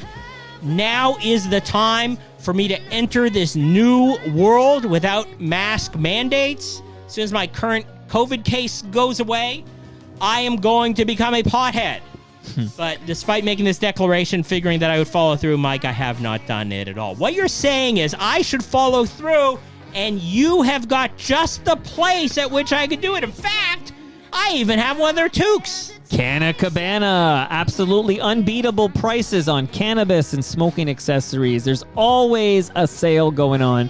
But when you sign up at Cabana Club, you'll be first in the know. 100 plus locations across the country.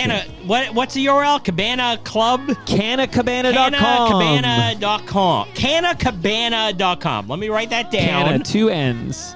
www.http You got it, brother. colon / Did you say colon? It's a colon, right? Okay. Canacabana.com. And I'll let you know how it goes. All help appreciated. You've got enough FOTM potheads out there, right? Canada Kev. Oh, lots. Stu Stone. Mark Hebscher.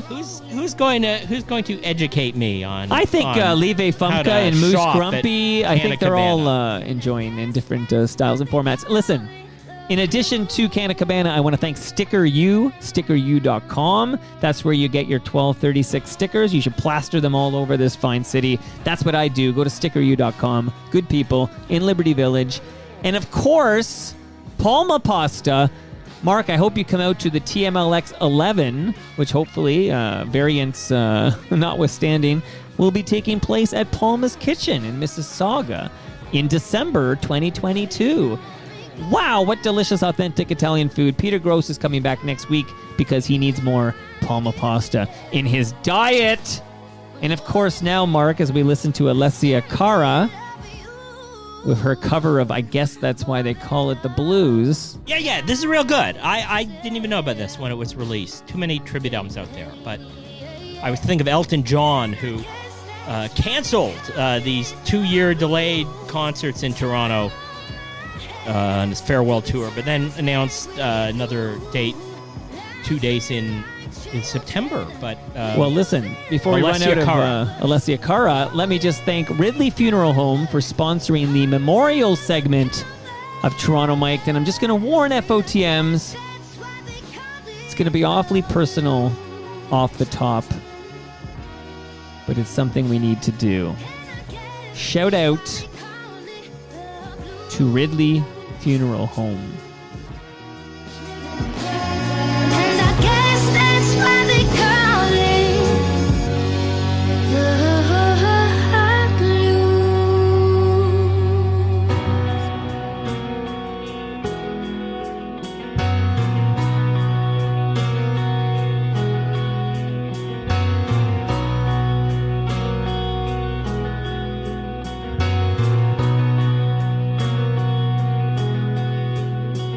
There's a world container with your name on it and a billion ways to go berserk.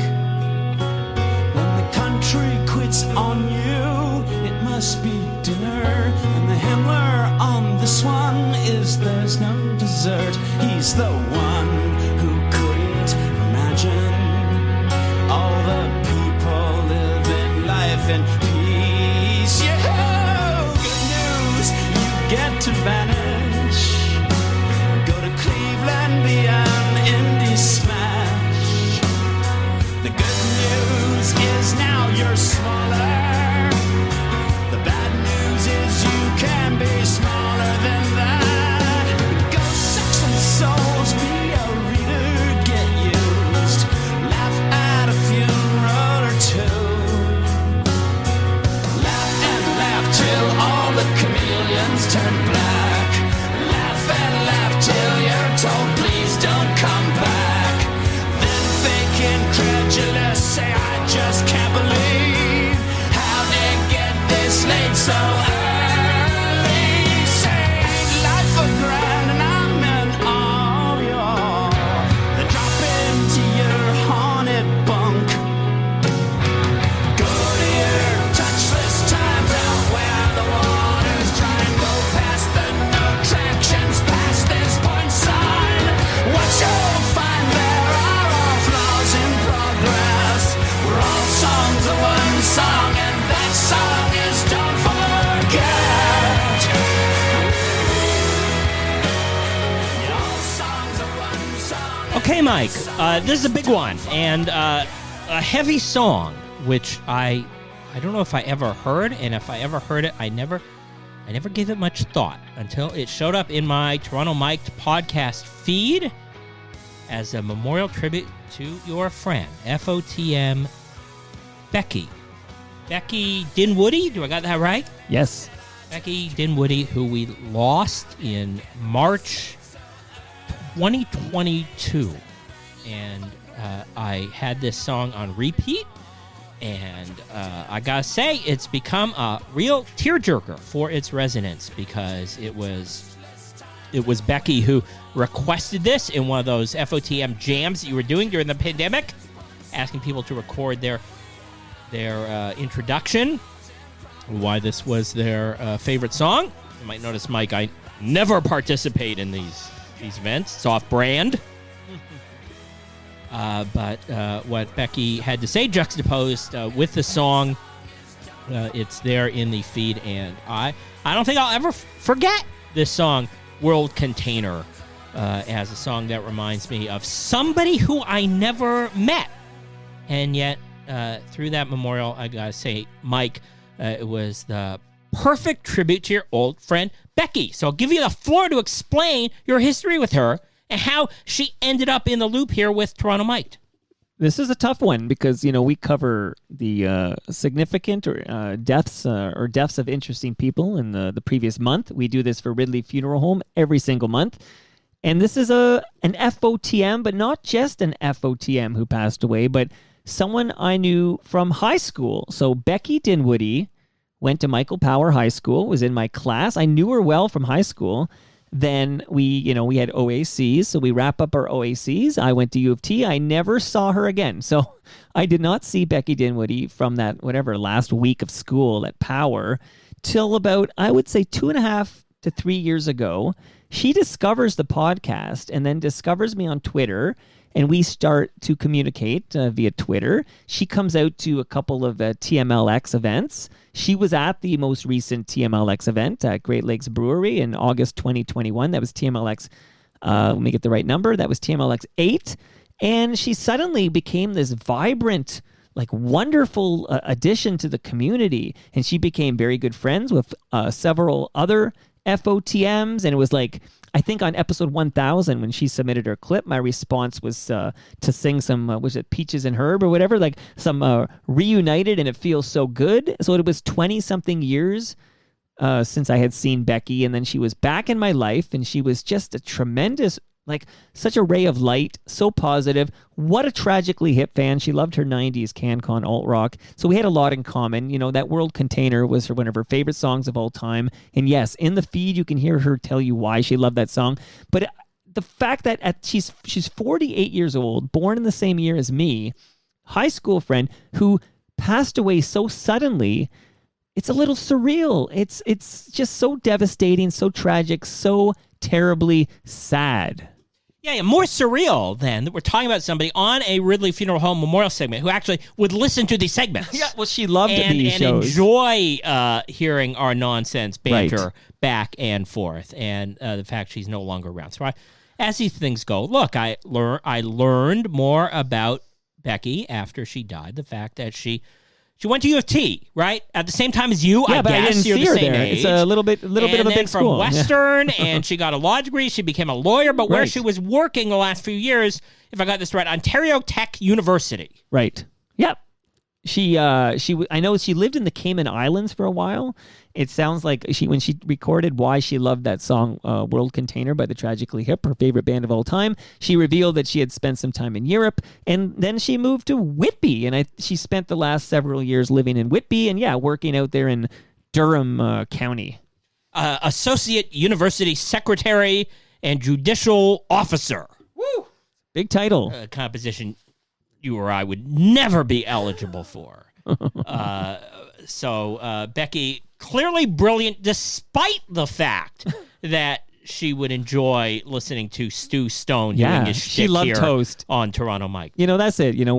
Sadly, we lost an FOTM last March 2021. We lost Sheila Knisewicz.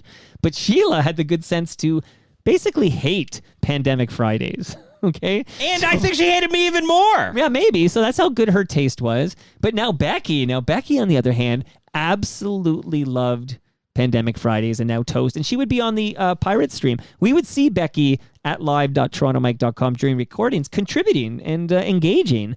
And I'm just going to say, not only because she's a listener in an FOTM, but because she's just a wonderful human being. I'm going to miss the shit out of Becky Dinwoody, and I toast you and I drink this Great Lakes beer to you, Becky. Gone so far, just far too soon. But here's the thing. As aging Gen Xers, I think we're just starting to learn how to navigate the nature of these relationships because it's only going to happen more often, right? Like people who are your internet friends are going to die. You don't want to be, you don't want to be the first one to go. How did you find out that Becky had died, right? Like, how do you get this shocking news transmitted to you given the nature of your relationship? No, great question. Thankfully, Becky had told her brother Rob Dinwoody, about how much, this guy she went to high school with had this podcast called Toronto Mike, and they have she considered herself an FOTM. In the photo I posted of her at TMLX8 in the after party after they left the brewery, went to a park, she's wearing a Toronto Mike sweater. Like she was a proud FOTM. She loved her shouts out to Ridley Funeral Home, and she told her brother Rob about this love of the FOTM community and everything. So she passes away. The very next morning, I get home from dropping off the kids. I have a Twitter DM from Rob, and it says something to the effect of, "I'm sorry to tell you that Becky passed away suddenly yesterday." And I read it. I think I read that fucking thing 5-6 times before I realized that this wasn't some weird joke. This was real. This was Becky's brother. I did check that out. And that Becky was gone. And then what do I do next? Of course, I share this news with other FOTMs. And I'm telling you, I got phone calls from FOTMs bawling, crying because of the sudden nature of this passing. Becky is really missed. And yet, even though she heard hundreds of shout-outs, she did not utilize the services of Ridley Funeral Home. But you and the FOTMs did go to a visitation. I did not go to the... I should just point out, just when to did that clarify. happen? There was a visitation on Sunday, and several FOTMs went. I actually went to the post-visitation drinks. Gotcha. Okay. In her memory, I took a pass on the All visitations. right, but it was not Ridley Funeral Home. No, it wasn't. That's and my, you are not going to hold that against her and her family. I think her family is from Rexdale, so it was far north of Ridley Funeral Home. But we did all gather at Jack Astor's by the airport. I biked over. It was very kind of therapeutic thinking about Becky, and then I enjoyed drinks with some great FOTMs like Moose Grumpy and Leve Fumpka and James Edgar and Michael Lang, the Langer was there. I don't want to miss anyone. Andy Pandy was there. VP of Sales was there. Juan, of course, always by his beloved wife's side. That would be Leve Fumpka if you're following along at home. And sure, I missed someone, but I will say that all these great people were there, and we had a beer and toasted Beck's memory, and it was pretty awesome that this community exists and to support each other, even when we have a fallen soldier and we lose a great one like Beck. Hopefully the way we're talking about this isn't interpreted in bad taste, right? Like I have it on good authority. Yeah, Tim. Sorry. She enjoyed the fact that we would discuss people who died this way. She would love this. Doing this with some but can I assuredness here. Before I get too far away, the person who traveled the longest distance to be at the the visitation and then the post-visitation drinks for Beck, Ian Service, the guy who created live.torontomike.com, where, Beck would engage with us so often. So I didn't want to forget Ian. And yeah, thanks to you, Mike, putting that in the feed. I'm always going to associate Tragically Hip, World Container, a song for Becky. How did it get so late, so early? That's a line from the song. Rest in peace. 48 years old, March. That's sadly true. March 2022. We will forever remember Becky Dinwoody.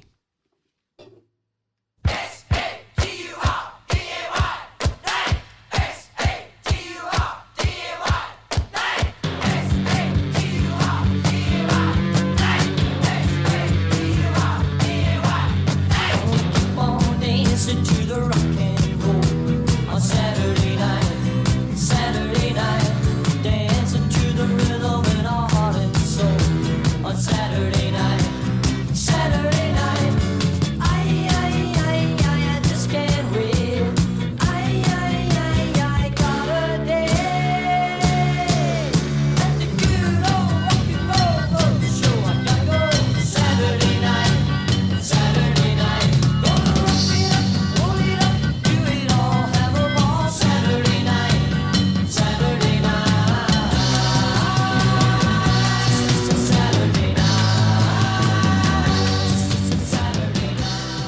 Peter Goddard,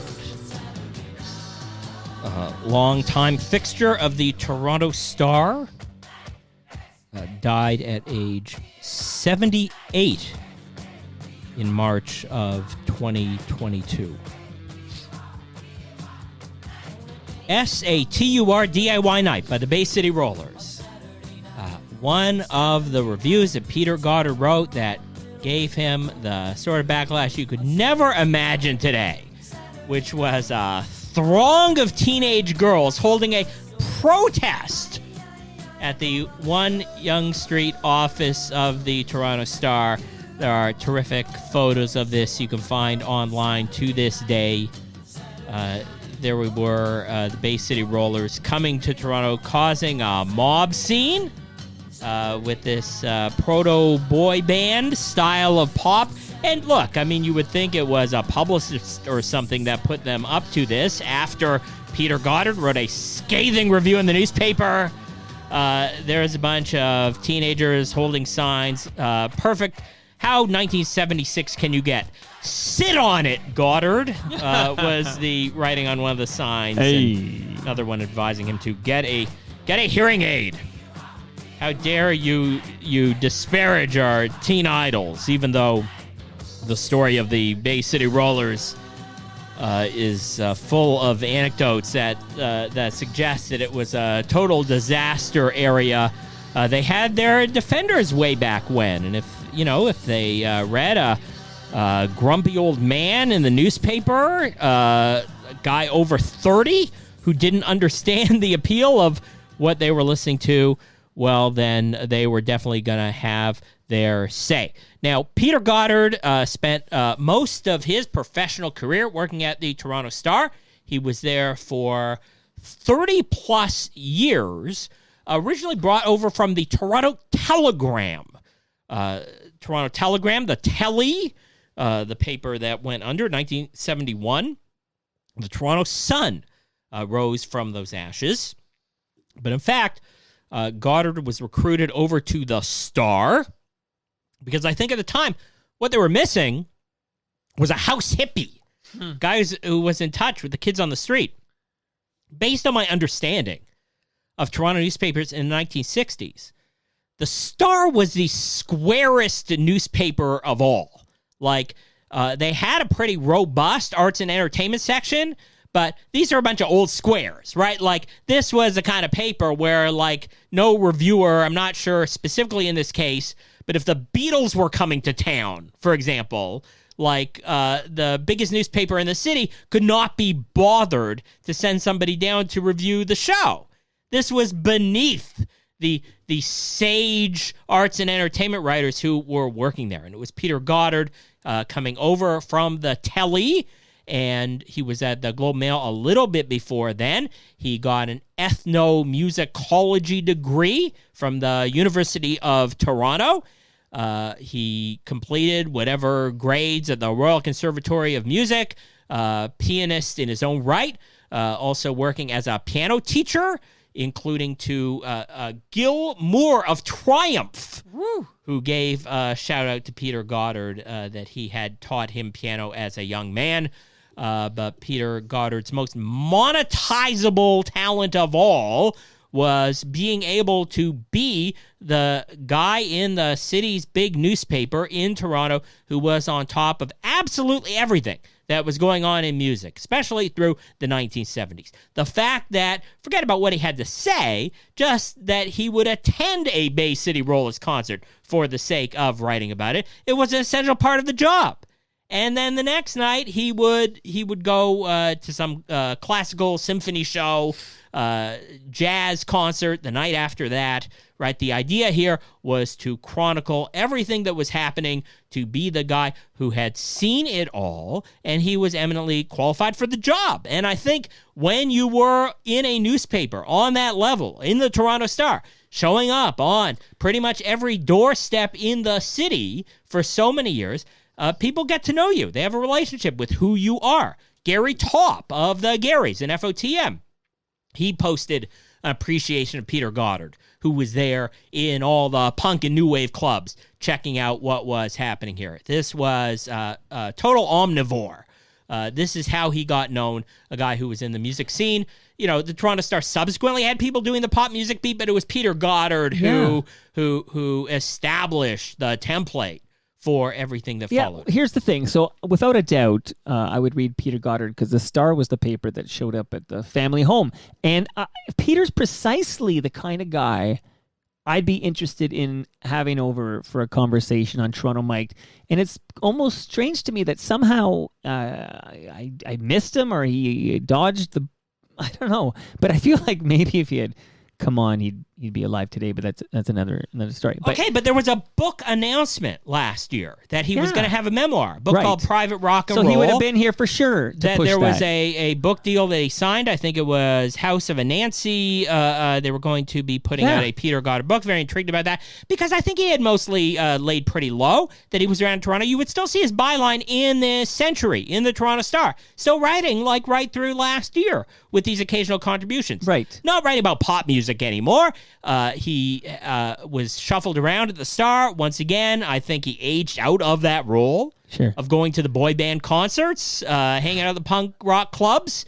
You know, they brought in younger generations instead. Ultimately, FOTM Ben Rayner took on that role, but Goddard was still at the Star. He was writing about all kinds of arts. In fact, at one point, he did a column about radio. He took that mantle. This was still in the era when they found it necessary to have somebody who was on the radio beat. What era? Can you be more specific? This would be mid to late 90s. Okay, like there then were regular articles about the radio industry written by Peter Goddard. I would have read that. And he would do interviews and he would do profiles of people around town. Yeah. And he was on top of it all. But the way things worked at the Star also, they would go through these different downturns and start giving people the package. Sure. What Toronto Mike might call the tap on the shoulder. And historically, I mean, if people, again, worked in this one Yonge Street environment in its heyday, they were usually packaged out. Right. Like he could live the life of a boulevardier, you know, just like go out for lunch every day with different luminary around Toronto and hang out forever and just enjoy the fruits of his labors, right? Like he was this eminence gris upon the scene. And part of it was also that he wrote a bunch of these rock biographies. Remember when you would go to like a Kohl's bookstore in the mall, they would have, when the music video era started, MTV Much Music, there was suddenly demand for buying these like paperback photo books of different rock stars, right? Like the Police and Michael Jackson and Cyndi Lauper and Madonna, you name it, right? Yeah. Like there would be demand for like a quickie biography of them because of the level of exposure they were receiving. It was Right, and there was no internet. Quick way to make a bunch of money, and Peter Goddard definitely cashed a few of these checks. I think it was 15 different books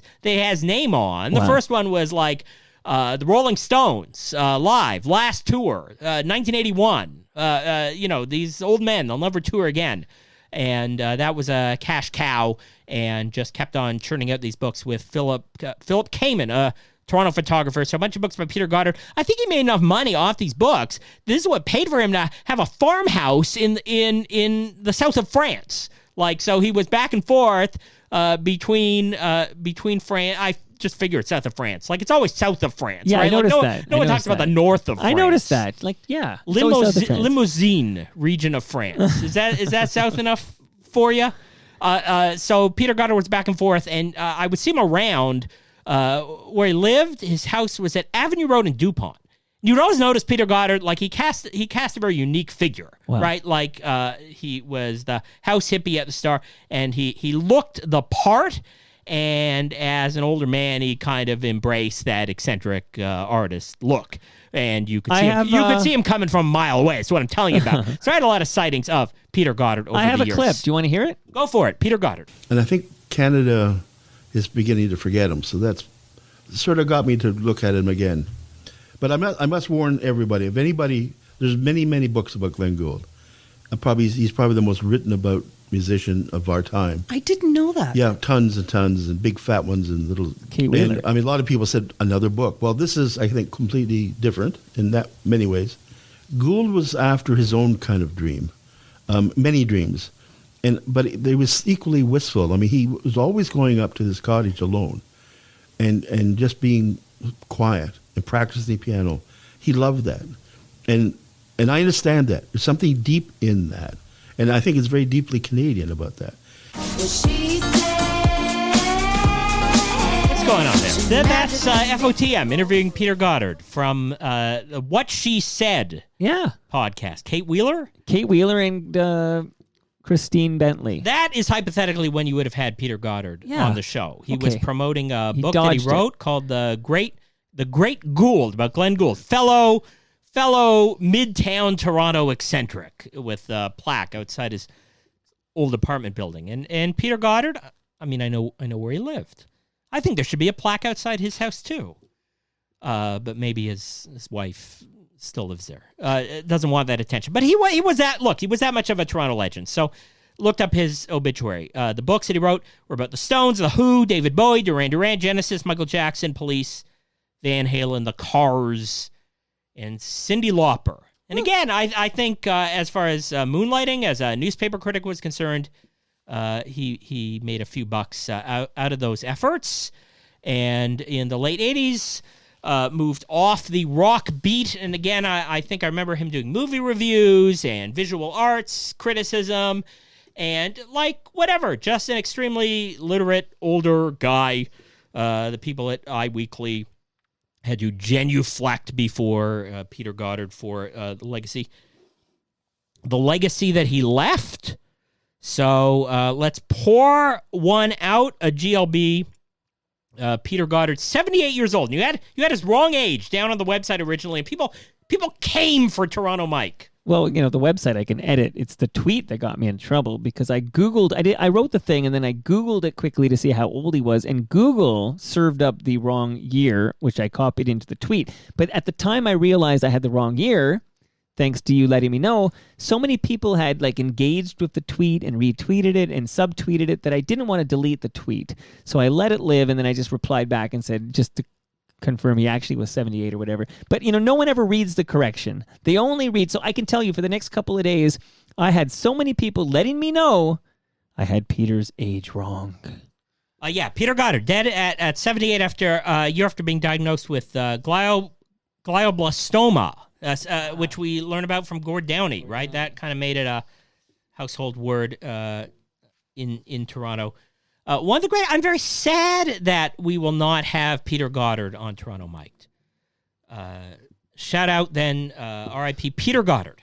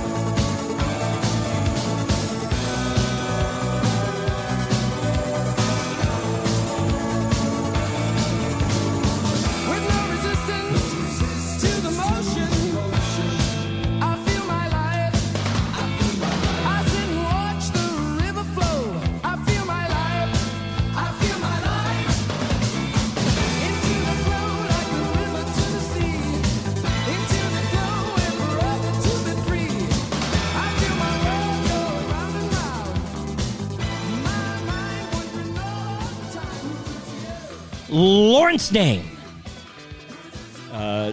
Great Toronto thespian who, if you look up on Wikipedia in the first line, says that he is best known for his role as Lieutenant Preston in the film Bride of Chucky. You know Bride of Chucky, right? That's like I know the series.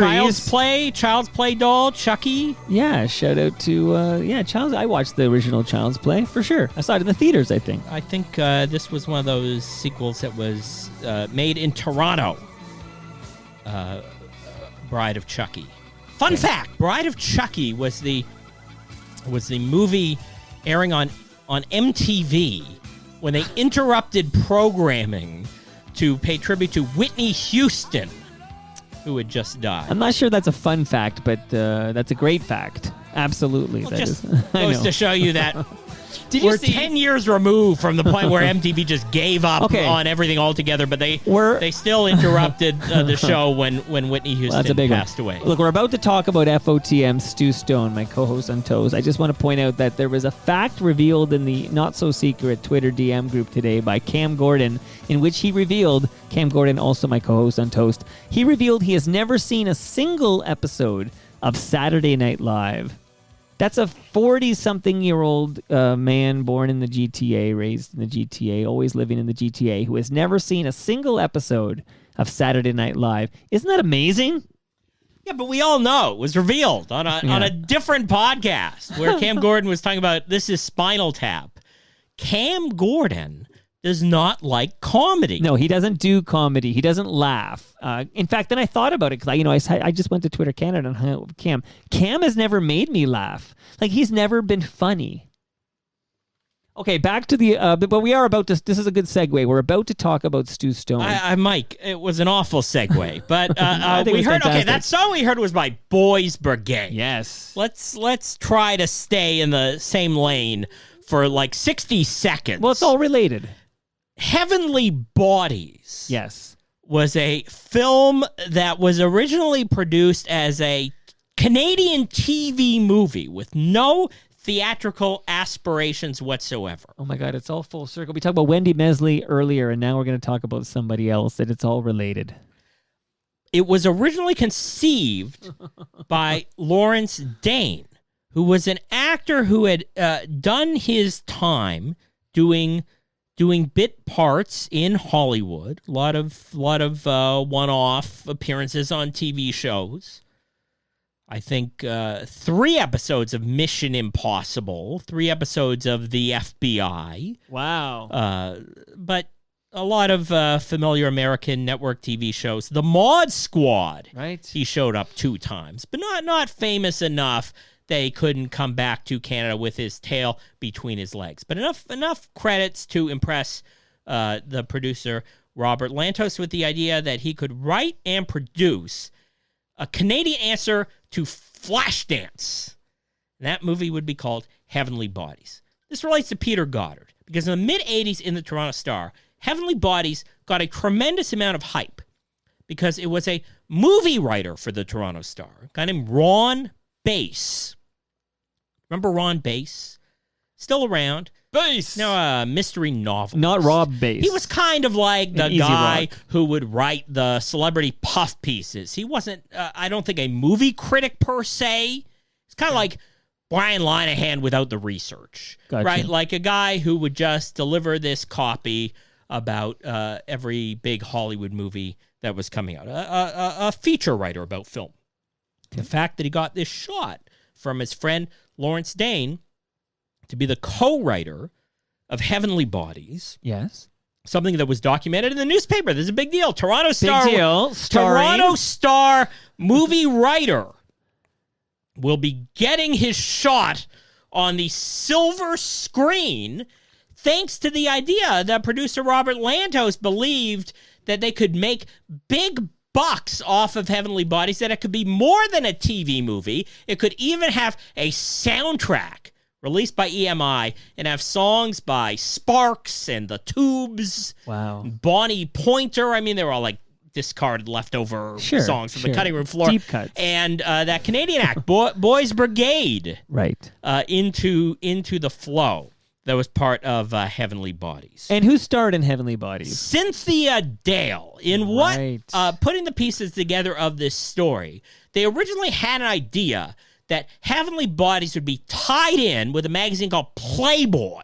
Right. And that Heavenly Bodies would be opening in theaters all across North America, parallel with Rolling Stone magazine, which also had an aerobics movie. Remember that? Do you know what that one was called? An aerobics movie from Rolling Stone with John Travolta, Jamie Lee Curtis, called Perfect.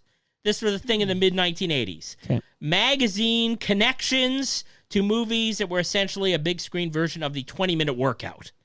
And that Playboy and Hugh Hefner would somehow be connected with Cynthia Dale. She would do a pictorial in the publication. That's the way they did it back there in 1985. And for some reason, the deal fell through. Might have been better for Cynthia Dale in the end, because these pictures just would have been on the internet forever. Absolutely. And so Heavenly Bodies opened in the theaters.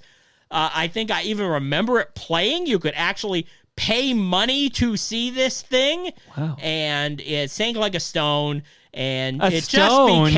just became a punchline. A stone? Like worst Canadian movie of all time.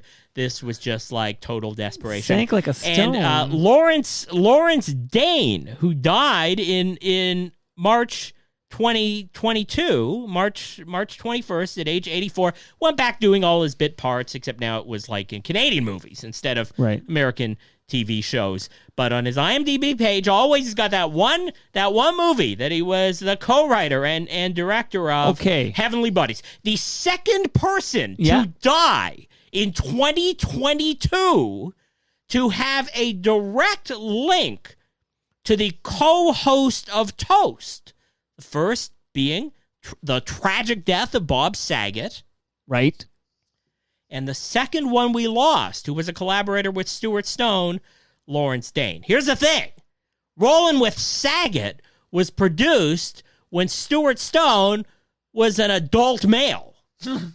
Right. Heavenly Bodies featured Stu Stone as a child. And looking back on this clip, which has been on YouTube for, 13 years, I never really bothered to look at it before. I just speculated what was Stu's role in this film, because we have discussed it here without me actually having the evidence.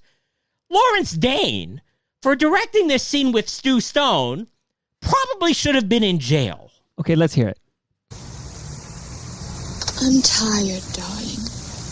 Don't you think you've had enough? It's late. Just a bit more. Okay, Mom? That's Stu Stone. Okay. Now let's fetch the guns and things, said Huck. No, Huck, leave them there. They're just the tricks that we have to go to robbing. We'll keep them there all the time and we'll hold our order. Mom, how do you say ORGIES? What? What are you reading? Tom Sawyer. Oh, Now, how do you say that word? orgies. Just orgies. Now hurry up and finish that page, okay? And we'll hold our orgies. Mom, what's an orgies? Do you remember what I told you about a man and woman being in love and making babies? Yes? Well, an orgy is people doing that without the love that makes it so nice. How come Tom Sawyer's gonna have an orgies? I think he's talking about something the pirates are gonna do. Do you have an orgies, Mom? No. In fact, your mom hasn't had a lot of anything lately. Wow. Okay, real talk, Mike. You Wow. have a son the same age that Stuart Eisenstein, was when he made that clip. Would you not want the man who put those words in his mouth to end up on a sex offender registry? No, come on. Don't be ridiculous. Don't be ridiculous. I am sure- It's come on. a 7-year-old Stu in a movie He's reading- asking his mother What if she orgies has means. been in an orgy. not what orgies mean. Have you ever participated in one? And Cynthia Dale, and I realized what the original premise here, what the setup was, right? You were supposed to get lubricated for the idea then that you would see Cynthia Dale in the centerfold of Playboy magazine, and it would all like tie in together. That this was part of how Cynthia Dale was going to be a big star in the USA. That never came together here. Right. And that Stu Stone, it's 7 years old. Okay, but this history explains a lot about Stu. Fine. I realize Stu doesn't know as a man in his mid-40s. The fact that he has stuff like this in his background. Stu has no context for the words he's reading in the script. He has no idea what's going on. It's way over his head. Okay, how would you feel if you put your 7-year-old son into the world of acting here? Like, to support the family? I don't know. Podcasting isn't going well. You need some money. You need Jarvis, cute kid. He can audition for roles. He can be on the screen. What would you think if a producer, a writer, a director told him to say this dialogue in a feature film? Sorry, Mark. What would be your reaction? I would imagine you would want to. You would want this guy. You would want to put this guy in the hospital. I'm not nearly as enraged as you are, but I do want to point out the fun fact that the late great Beck, myself, and Cynthia Dale all have something in common. We all went to the same high school. Lawrence Dane, subsequently, his roles Beyond Bride of Chucky, National Lampoon Senior Trip, 1995, right. Duct Tape Forever. That was the Red Green movie. And Jeff Lumbee, who moved to the south of France. You could see him in there. And I don't know, pretty much role in like every Canadian TV show produced in the Is he in Beachcombers? Decade of the 2000s. Oh, in the 2000s. No, he's trying to make it in Hollywood. But there he is, La Femme Nikita and Stargate, SG-1, and Queer as Folk, that version that they produced in Toronto. Poltergeist TV show. Lots of credits there. Lots of credits there for Lawrence Dane, as I mentioned. Then Ron Bass, alongside Peter Goddard in that same week in March, lost his former collaborator Lawrence Dane, and a footnote on Canadian film history, but one that is certainly unforgettable, if only for that segment of Cynthia Dale being asked to explain orgies by a 7-year-old Stuart Stone.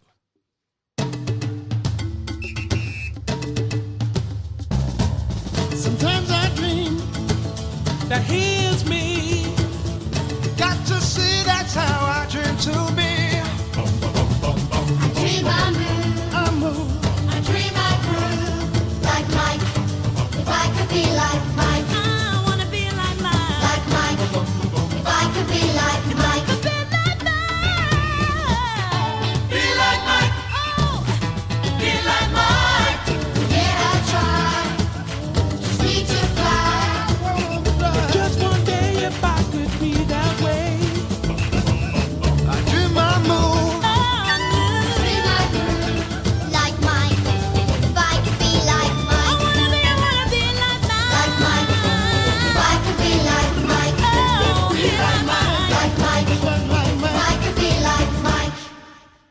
Eric Mercury was a vocalist on that Gatorade commercial, which, Mike, I could imagine you knowing that jingle in real time, not just because you would have been watching it as a commercial on TV sports, but because Be Like Mike is something that you could live up to. Me and 1/3 of the men in this country named Mike. Absolutely. And that Michael Jordan jingle for Gatorade at the time anonymously sung by a soul music legend born in Toronto named Eric Mercury. Right there, his name was unforgettable brand. Like, who wouldn't want to listen to a record from a guy named Eric Mercury? Well, here's a little more. He gave it a shot. Got to the USA, late 1960s, and this was from his debut album, Electric Black Man. If I don't make it, baby, road to home. All right.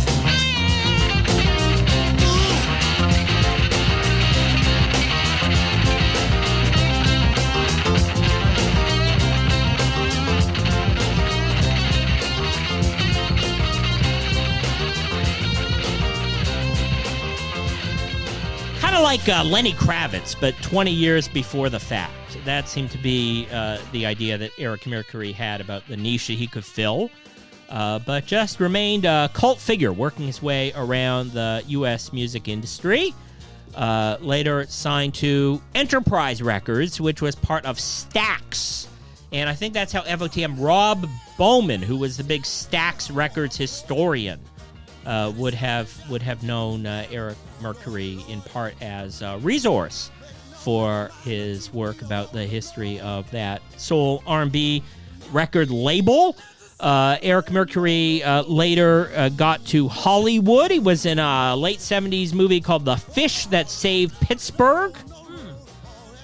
And American Hot Wax. But never quite clicked as far as having that mainstream hit. Wrote songs for Roberta Flack and Donny Hathaway. Oh, the late great. Produced some of their records. And in the mid 80s, he had an album. I remember seeing Merc and Monk with the son of Thelonious Monk. But back to Toronto. And there he was, kind of like an elder statesman on the Canadian R&B scene. But again, to look back, like where would Eric Mercury's voice have been heard most of all? Shout out to David Friend of the Canadian Press. I think Secret Ridley Funeral Home Memorial Segment fan, because he's referenced it on Twitter that he throws these nuggets into these Canadian Press obituaries specifically for me.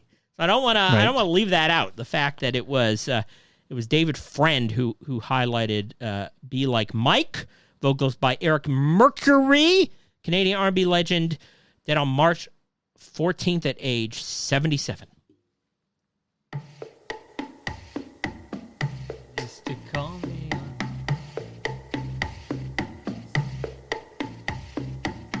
You used to.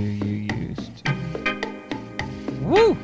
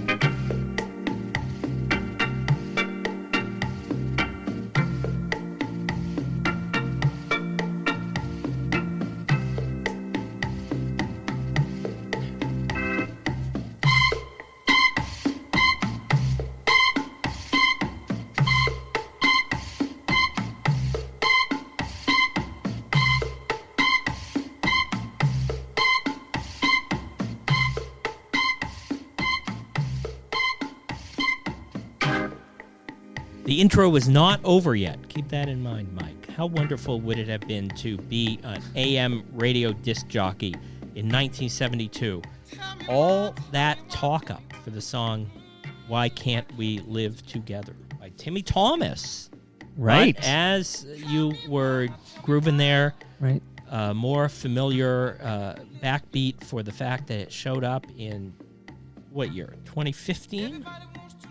Unmistakable sample, of course. You got to pitch it up a bit and speed it up a bit, maybe. But this is definitely "You Used to Call Me on My Cell Phone." Hotline Bling. Drizzy. And Drizzy was far from the first to pay homage to "Why Can't We Live Together." In fact, there is a cover version of Timmy Thomas's song on the album "Too Legit to Quit" by MC Hammer.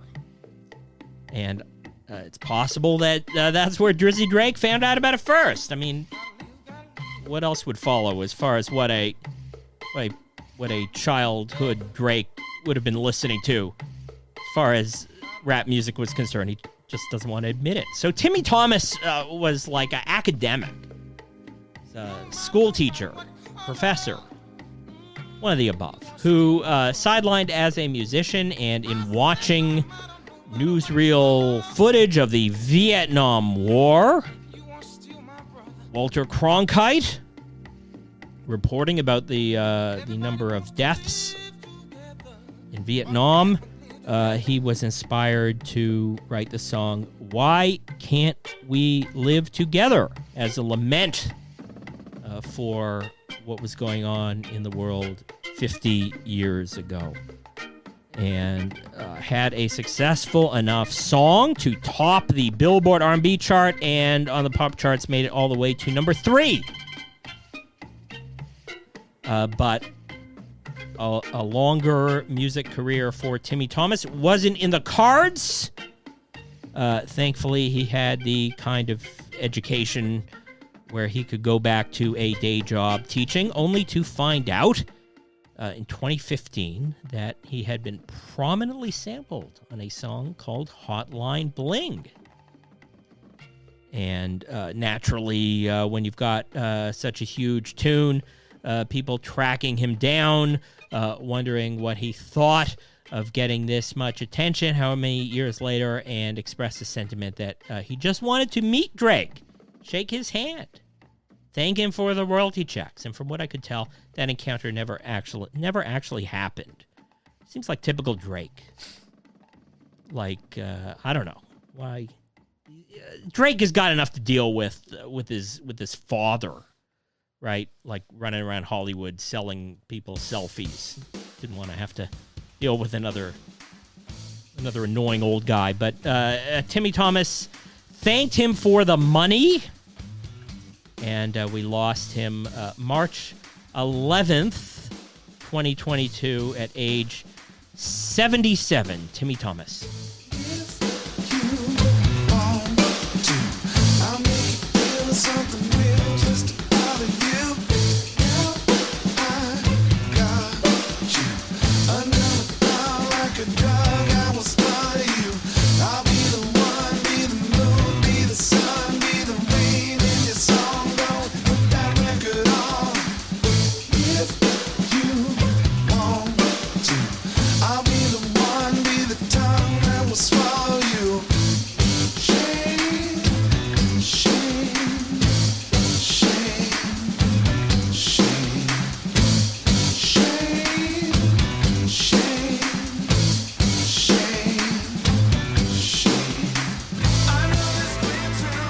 Were we surprised to learn that Taylor Hawkins died? Like, if you ranked it on the 1 to 10 scale of shocking celebrity deaths, where would you place hearing this news? Pretty shocking because, well, firstly, when you're a rock star, there's always the probability that something will go awry with your cocktail of different recreational and prescription drugs, okay? So, that aside, I am surprised because Taylor just didn't seem like he was going to die at 50 in that manner. So I'm mildly surprised. March 25th, 2022, when Taylor Hawkins was pronounced dead in Bogota, Colombia, and the autopsy that found whatever number of substances in his body at the time. And after this run with the Foo Fighters, but Mike, you would know he was not the original Foo Fighters drummer. Well, firstly, he was not the first. I think the first pick drummer is Dave Grohl, because that first album he does himself, right? Like as I recall, and I was a big Nirvana guy at the time, that first Foo Fighters album is just Dave, and him being a drummer himself. Clashing with the original drummer, William Goldsmith. That's it, yeah. Came in as like a package deal from this band, Sunny Day Real Estate. It was William Goldsmith and Nate Mendel. Right, it was them. It was Pat Smear who had worked before. with Nirvana. Also went through his own drug period where he was out of the band. I think he's married to someone who used to work at Q107. Rebecca Gibb, and that's how Pat Smear is like BFFs with Bill Carroll. That's how it Although works. I think Bill Carroll considers himself more of Pat Smear's friend than the other way around. I mean, let's be honest. So, okay, here. so my understanding is, what is it? The Color and the Shape. Is that the second? That's the follow-up, right? The Color and the Shape. That's a great fucking album. I think that's the one of My Hero on it and Everlong and everything. Yeah. Anyway. So they get this other drummer, William Goldsmith, in there, and Dave Grohl does not like what he's doing. Right. So he says, redoes the parts. I'm redoing the parts. Right. You can go on tour in the band, but I'm going to be the drummer Right. on the Foo Fighters records instead. Right. That's exactly right. So then it's the next album that we'll hear the drumming of Taylor Hawkins. And I'm sure you'll cover this, but, he originally drummed for an FOTM. Alanis Morissette. No, because she's not an FOTM.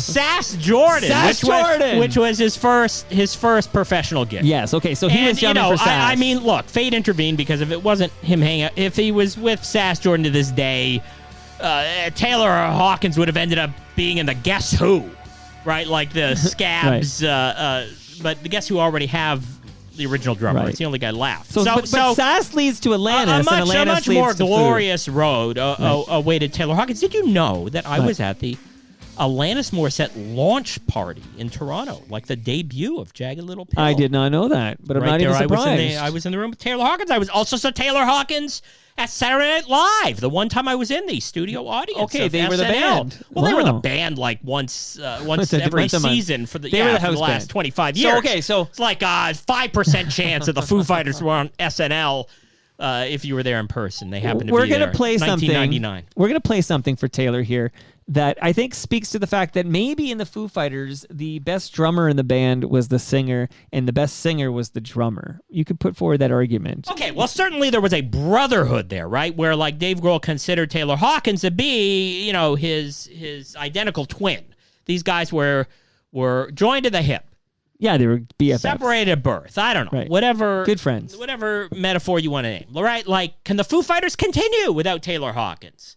Sure. I heard some speculation that, in fact, the only way that Dave Grohl's agenda makes any sense is for Dave Grohl to then become the drummer of the Foo Fighters. Which might be the right? future, but like to become a singing drummer instead. Make no mistake, the Foo Fighters is, in all due respect to these fantastic musicians and the Foo Fighters, it is Dave Grohl. Like, the only necessary ingredient to continue with the Foo Fighters is Dave himself. So long as Dave wants to continue, there will be Foo Fighters.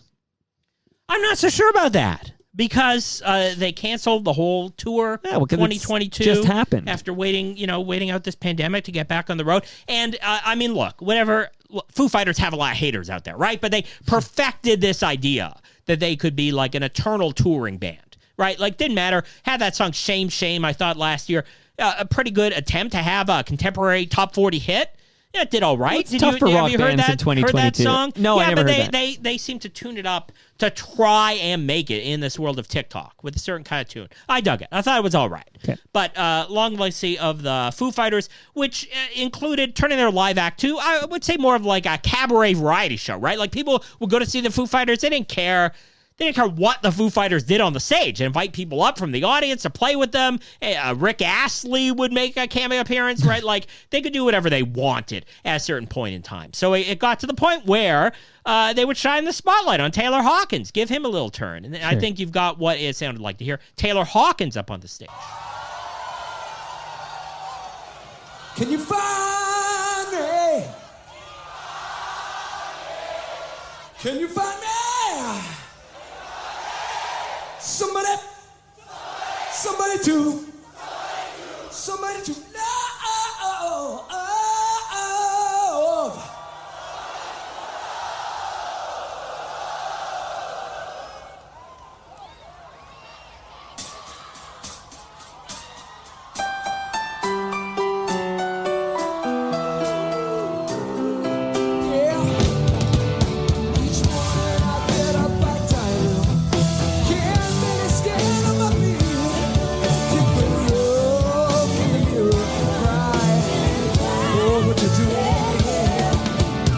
All these years believing you, but I just can't get no relief.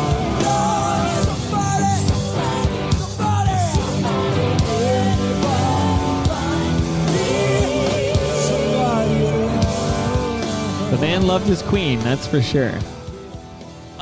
Also, this brings to mind the George Michael "Somebody to Love." Remember that with Queen at the Freddie Mercury tribute concert. Right. An enduring enough song. And this was from Lollapalooza, like the South American Lollapalooza, Argentina, I think, because it was professionally shot. And as a result, we got this last footage of Taylor Hawkins up on the stage. Did you know also, Mike, that did I ever mention I was at the launch of the In Utero album for Nirvana in New York. I know you never mentioned that. In 1990. I love that album. I mean, it's short, but I love it. I'm dropping these anecdotes here because somebody else might be impressed. What was I doing at all these shows? Puttering around at the back of the room, wondering if I should cut out and leave early. I don't know that I was into it, appreciated it at all. No, you were wasted on you. I was at the Foo Fighters debut in Toronto with Mike Watt and Eddie Vedder. That was at the Opera House. That was in 1995. I think that was in the same period as the debut of Alanis. Listen, this is all wasted on you. This is all my shit. Like, I'm all over this. I've seen Foo Fighters live. I fucking loved In Utero. This is my stuff. Well, here's the thing, Mike. It doesn't matter if you were paying attention at all. It doesn't matter if you spent the whole show looking at your phone. It's the fact that you're able, so many years later, unlike Alan Cross, to say that you were there.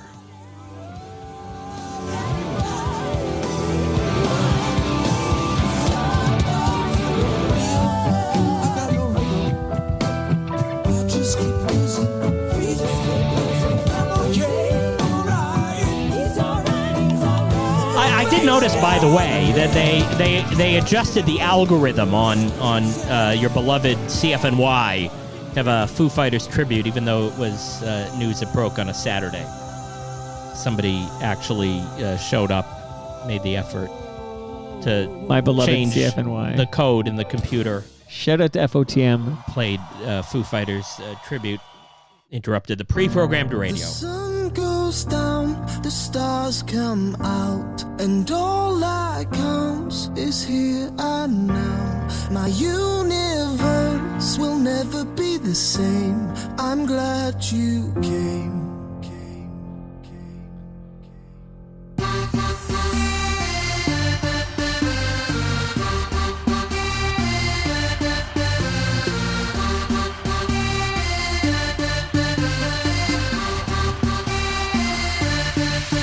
Cast a spell on me. You hit me like the sky fell on me. And I decided you look well on me. So let's go somewhere no one else can see you and me. Turn the lights out now. Now I'll take you by the hand you another drink. Drink it if you can. Can you spend a little time? I mean, we're playing this because Tom Parker, a member of The Wanted, one of those boy bands that came out of the show, The X Factor, a lot less successful than One Direction, maybe a little more laddish in that same milieu.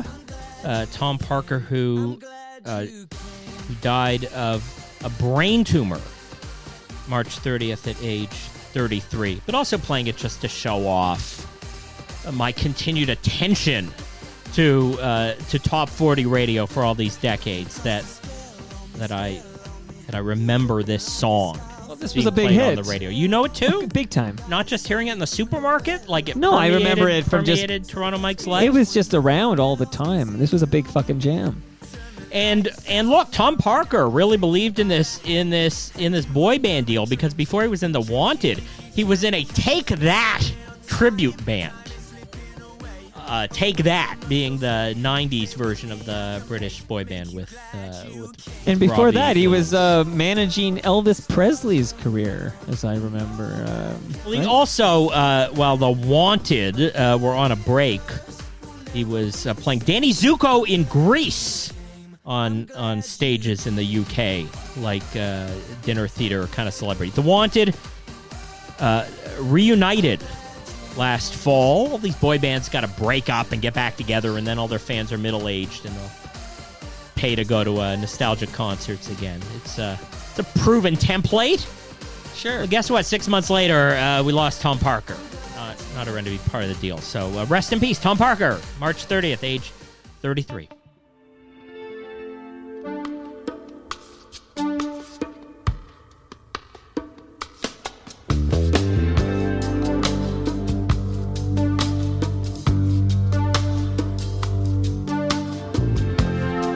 Now the party's over, I'm so tired. Then I see you coming out of nowhere. Much communication in emotion, without conversation or a notion.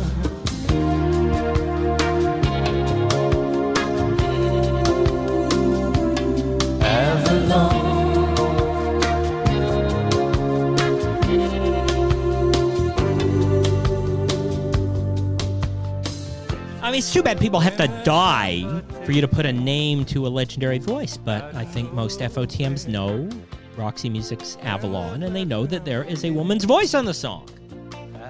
You knew that, right, Mike? Absolutely. Iconic part of that 1982 Roxy Music album. We consider this yacht rock. Roxy Music are reuniting, going on tour again. I mean, they can charge thousands of dollars for those seats.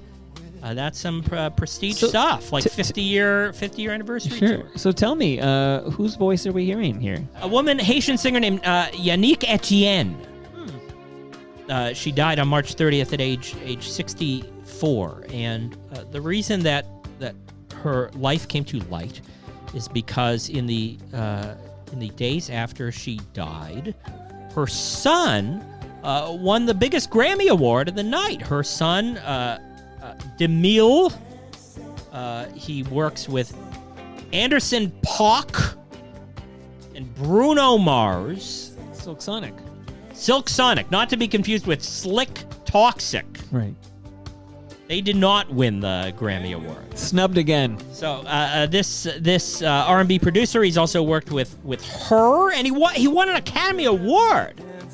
Right. This woman's son, that was from Judas and the Black Messiah in the Oscars the year before. So I mean, this guy is racking up the awards. D-Mile, he mentioned in the glorious Silk Sonic acceptance speech that his mom had just died a few days before, and it was subject of curiosity, like some French obituaries for her. But you would think, like, maybe more attention to this trivial fact I thought was worth noting here. So she worked on the Avalon song, and then subsequent backing vocals with Brian Ferry on some of the solo albums he did after the end of Roxy Music. Rest in peace, Yannick. I guess it's French. Yannick Etienne. What a voice. Dead at 64.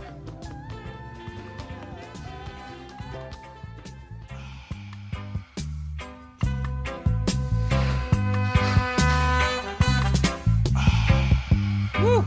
Shout out to Canna Cabana. Pass the coach on the left hand side. Pass the coach on the left hand side. It a go put. It a go do. Jano. Pass the coach on the left hand side. Pass the coach on the left hand side. It a go put. It a go do. Jano. It was a cool and lovely breezy afternoon. How did you feel when you got no room? You could feel it, cause it was the month of June. So I left my gate and went out for a walk. As I passed the dreadlocks camp, I hear them sing. You will sing when you hear them sing. Pass the coachie on the left hand side. Okay, we grew up with this song in a slightly different iteration. Right. For one, they changed the title. We all knew Pass the Duchy by Musical Youth, and that came out a year after Pass the Coochie by a group called the Mighty Diamonds. In March 2022, we lost, if I got this right, 2 of the 3 members of Mighty Diamonds died 2 days apart. Wow. It was the lead singer, Donald Shaw, Tabby Diamond, shot and killed. And then in a Kingston, Jamaican hospital, the death of Fitzroy Simpson, Bunny Diamond. These guys were like the Ramones, right? They all had the same last name going on there. Right. And that leaves one Mighty Diamond of the 3. Judge Diamond had two funerals to go to. So Pass the Dutchie, which has a Canadian connection because it interpolates a song, an instrumental called Full Up by Leroy Sibbles. Does his name come up on the show? Jamaican musician who then later moved to Toronto. And somewhere on that record is also Jackie Mittoo. Another reggae great, again, who worked that circuit originally from making records in Jamaica and then establishing the Canadian reggae scene. Dying pretty young, but Leroy Sibbles still walking the earth. And the credits on these reggae records are always pretty sketch. I think it was no less than Paul McCartney. Heard of him? I have. He was being interviewed, and he was talking about how, like, these old Jamaican 45s, how, like, the credits on the records would always be dodgy, right? And, I mean, the joke there, Paul could certainly ride along with this. All these guys were, like, high all the time and, like, had no sense of, like, who wrote this song. I don't know. Just, like, put whatever name on it. What's a song called? Right. You know, just, like, make up a name and put it on the record. And so you've got all this fantastic Jamaican music that has, like, not enough of a paper trail because, like, nobody could figure out what was going on here, who was on the records, who deserved the credit. But Pass the Coochie, legendary, if only for musical youth, adapting it as Pass the Dutchie. Rest in peace. 2 out of the 3 Mighty Diamonds.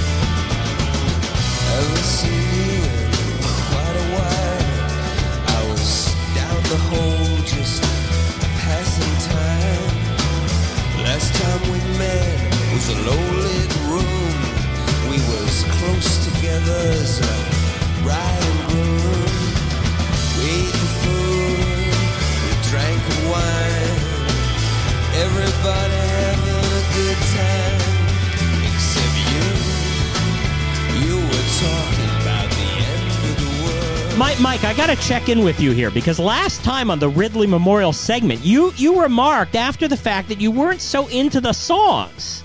Like, it just wasn't a good enough flow. And I'm thinking, I have no control over who died. I can't put this playlist together like pretend if I may. people are no longer around. An example would be when Taylor Hawkins dies and you're going to play a Foo Fighters song, don't choose the one you chose. That's all my point is. My point is, fucking ride the rails, man. Pick a hit. Like, pick a big jam that everybody knows and loves. But have my picks this time around here for March 2022, well, that's have they been March okay? 2022. Like, I know you like this song. It was a February recap that disappointed you, let you down. Although you said you liked Screaming Trees. Yeah, sometimes you pick the most obscure album track from a big band because no, I'm trying to impress Basement Dweller. I'm playing to let the FOTMs know how the cake is baked. I literally hardcore fans. You pick the songs. Well, these are songs that resonated with me. I never override your request without even asking. that this song from U2, Until the End of the World, is a jam that is Toronto Mike approved, right? I have no problems with the song. You co-sign, you endorse this song. It's in your wheelhouse. Demographically, it fits the music. Sure, it's that worth pointing young out. Mike was listening to. Sure, but it's not like a member of U2 did not pass here, right? So now you will reveal to us who passed. William Hurt yes. was not a recording artist. Correct. He didn't make any songs. That is correct. And here's why I picked this one. But you could have picked the song from The Big Chill. I remember seeing this really long, 4 hours long, a Wim Wenders film. Not a short-ass movie. Until the End of the World. I think I saw it on Cumberland Theater, Christmas Eve or thereabouts. Oh, yeah, it's one of those movies where there's like 7 different versions of the movie because there's like different director's cuts and versions for different countries. I don't know. It went on forever. And it was, it was Christmas Eve, 1991. And it was like the kind of movie you sit through, you don't even know what the hell's going on, but you come out of it. Remember this feeling of a movie like you've seen a long art film and it's like, that was exhilarating. I've achieved something. I've consumed a piece of art. Okay, so. And that's how I felt after sitting through Until the End of the World. I want you to pick the music for the Ridley Funeral Home Memorial segment, and I'm going to play them as you pick them. I will never override you. Because if I'm doing it, what are you talking about? You override me all the time. I literally copy and paste your William Hurt. But hold on, we before you get to know Hurt, William Hurt from a bunch of films. But hold on, not in the middle just of the Until sentence. the End of the World. Hold on, in the middle of the sentence. So, what I would do is I would say William Hurt, my brain would think The Big Chill. Okay? And I would think what a monster fucking soundtrack that was for baby boomers. I got sick and tired of that stuff right. back when it was happening. Sure. So I would have picked a big jam off the soundtrack for The Big Chill. That's how I would have done it. But this is not me. This is you. Continue. I would have walked out of here, left my coronavirus behind. Oh, no. William Hurt made a bunch of movies, I guess. He was kind of like the bewildered white guy, right? And it paid off in his latter days because he was in the Marvel Cinematic Universe, a character. Originally, from the Hulk, Avengers, Captain America? No idea. Thaddeus Ross. I'm not seeing these movies either. But also some Canadian movies, History of Violence. Yeah. Remember that one? It's a Cronenberg, right? Is that Cronenberg? Yeah, Cronenberg. Yeah. And speaking of Robert Lantos, that's the guy, Heavenly Bodies guy.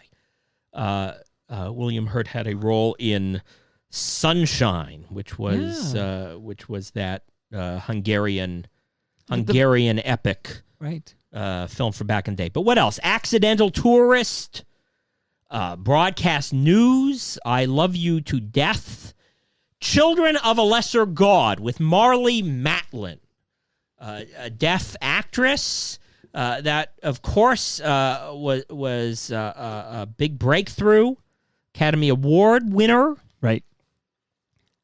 And Children of a Lesser God ended up being a personal relationship for Marlee Matlin and William Hurt. And upon William Hurt's death, passages from Marlee Matlin's biography came out reminding us that William Hurt was not always a very good man. And kind of went through that cycle of like posthumous cancellation. Suddenly we shouldn't mourn for this guy too much. Like maybe at times he was a horrible human being, and even though by all accounts, they came to some resolution and he confessed to this assaultive situation that he was in.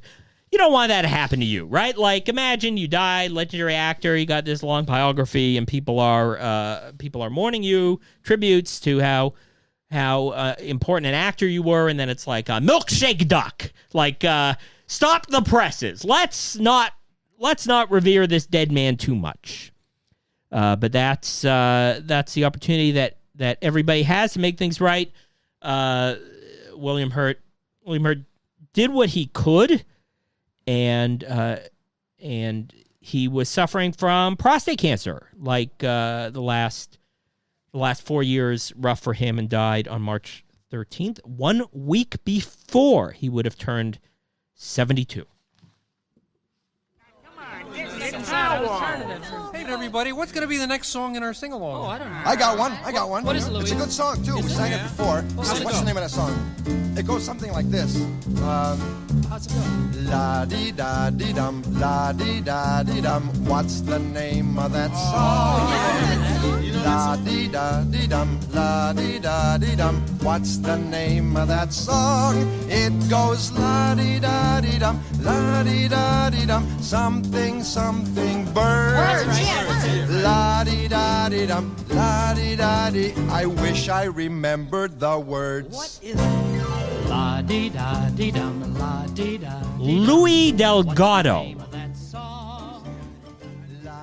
Emilio Delgado. Sorry. Yeah, it's Emilio.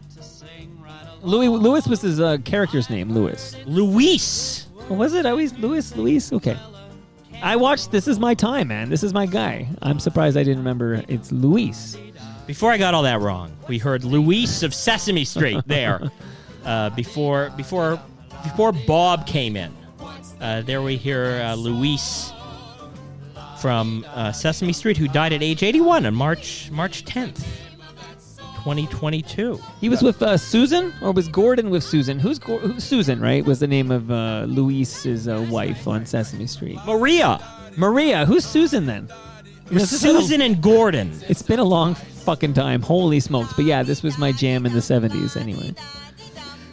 Emilio Delgado joined the cast of Sesame Street in 1971 and hung around until 2016 when his contract was not renewed. Oh, like Bob McGrath had the same thing. How do you kick Louise off of Sesame Street? This was like Sesame Street going woke, right? Like, no matter how diverse the classic cast was, it was very diverse. Long in the tooth, whatever ageism got in the way. We don't want, these senior citizens telling kids how to behave.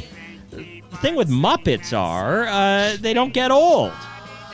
But the IRL cast of Sesame Street had some turnover. I mean, not everyone, like Mr. Hooper, could die in the middle of shooting the show. Don't remind me. And in fact, they were retired instead. So, look, not a bad run, right? 45 years on the payroll of Sesame Street. And here's the thing. I think if you were on Sesame Street, you could never be taken seriously after that doing an adult role, right? Like, no one would want to be watching Heavenly Bodies, and there's Luis from Sesame Street, like, in the middle of a scene, right? Was there a character in... typecast for life. 227 who came from Sesame Street, or am I confusing this with Jack Hay? Like, Jack Hay?